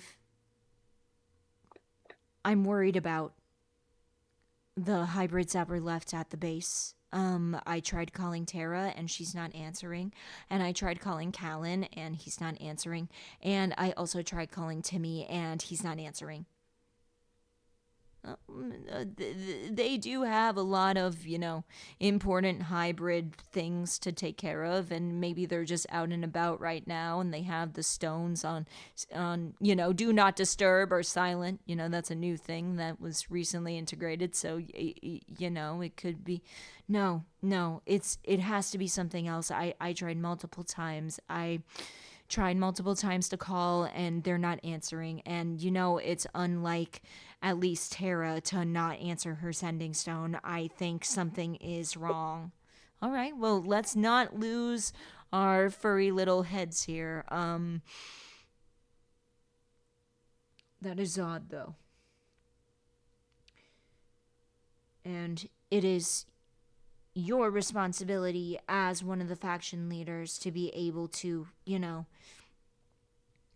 figure this shit out, and I am not going to, especially if something bad happened, I'm not going to leave the dwelling to, fight for itself. I'm not going to do that. No, you stay there, and I will talk to this new group here, and we'll kind of figure out where to go and where to combat from there. Yeah, we didn't even get to those healing circles, because that was the thing I was gonna pop in phase 2. We didn't even get to that. Sorry, side note. All right, just calm down. Pray to the hamster wheel. All right, that everything will be okay. Pray to the cheese board that everything will be okay. And yes, that's their deity. I know, it's crazy. I will figure something out, and I will let you know when there's an all clear, and put the dwelling on lockdown, and, take a break, okay? You seem like you need it. I will check this out. All right, I'm gonna go kill, squirrels or something. Bye! She's gonna hang up. Did you hear that? Killing squirrels? No. Well, yes, that's a thing. I don't know. She's a barbarian like me. Anyway. When a squirrel comes around, squirrels are much smaller than us, which doesn't make much sense. But not the point. Regular squirrels. Regular squirrels, not, hybrid squirrels. They're two different things. Harold frowns. The resistance might be in danger. Oh no. I don't know if it is smart to go back to that area of, knowing the dangers. I don't know if you know how dangerous that restaurant is, but not a great place for us to go. We have to help. I don't know where they are if they're not answering. I don't know where to go. I don't know what to do. Well, how about this? We go back and investigate to see what's going on, and maybe we might be able to find clues. Yeah. All right. Going back to the base is really what you think is best, then, and that's what we should do. And, if you want, we can travel there, or we could just end here for the night. You can travel there. Okay. If it's up to everyone Y'all else. want to know what's going on, huh? Okay. I was gonna say, can I head out? Because, I have a headache that's, killing Yeah, me. for sure. I Have a good also would night. like to head out. Okay, yeah, we'll just end it here. Alright. All right. Good session. We will end it here. Have a great night. If you need to dip out immediately, go dip out. Take care of yourselves. Thank you for being here, of course, players. And I will deafen, and then we'll go to post show and sneaky people 11:30-ish, maybe a little later than that. I need to fix Healing Rain's Yes, description. indeed. Oh, T1, hello. Sorry, I was, I got the owlbear here, and then I got my sheets here, and then T1, I love you. Hello. Wise. Since we ended session, I'll do as I said I was going to, and the proper description is the one of Healing Rains that you click on. Yeah, I said that. All right, folks, thank you so much for being here for Potion Panic Session 12. It's been a full 2 fucking months.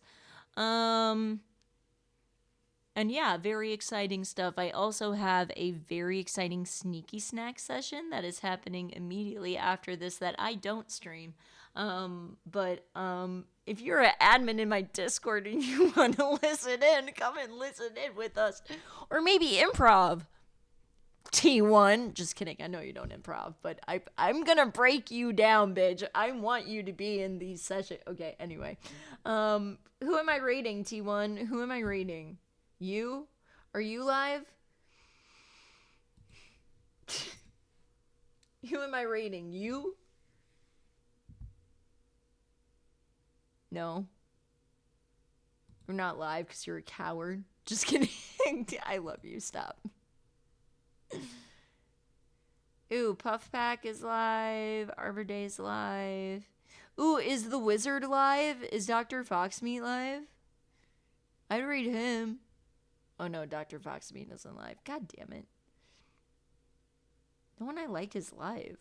Okay, that's not exactly true. I guess we'll raid Quinn. I don't know. Who am I raid? Give me someone to raid, T1. I don't know. Trying the Thin Mints Frosty from Wendy's. GTL Dabs. He just smokes weed all day. I don't know if I want to raid into that. I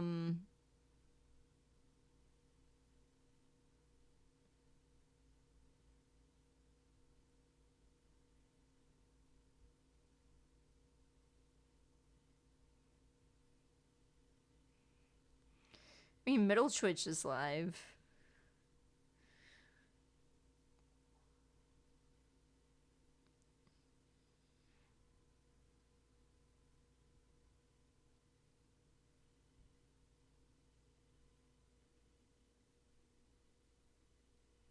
I don't remember who this is. Hold on. Oh my god, he's at Disneyland? He's a Disney adult? Am I raiding into a Disneyland Showstopper stream right now?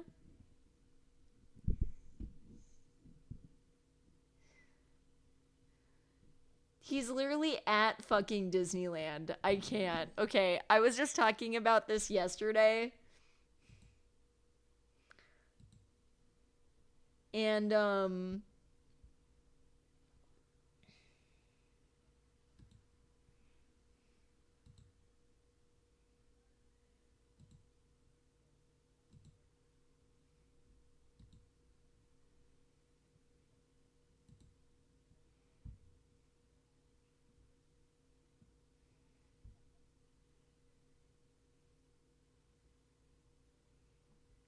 I don't know who I'm raiding. Do I really want to show my Disney adultness and raid into this guy? I don't know if he'll be able to see the raid when it happens. I just gotta pick someone to fucking raid because I have another session happening in like 15 minutes. Okay. You know what? He's playing Kingdom Come Deliverance, which is a thing I hear. We're just gonna raid Quinn, because why not? We're raiding Quinn. We're raiding the nephew Quinn. That's who we're raiding. Hate me or not. Slash raid. Nephew Quinn. We're raiding Quinn. If you have those hype emotes, get those hypey pumpies in the chat. I love you all. We're raiding Quinn. I love you so much. I will be back here definitely 7 days from now. And I will be back here probably on Thursday and on Friday as well for more D&D. I love you all. Take care of yourselves. Stay spooky.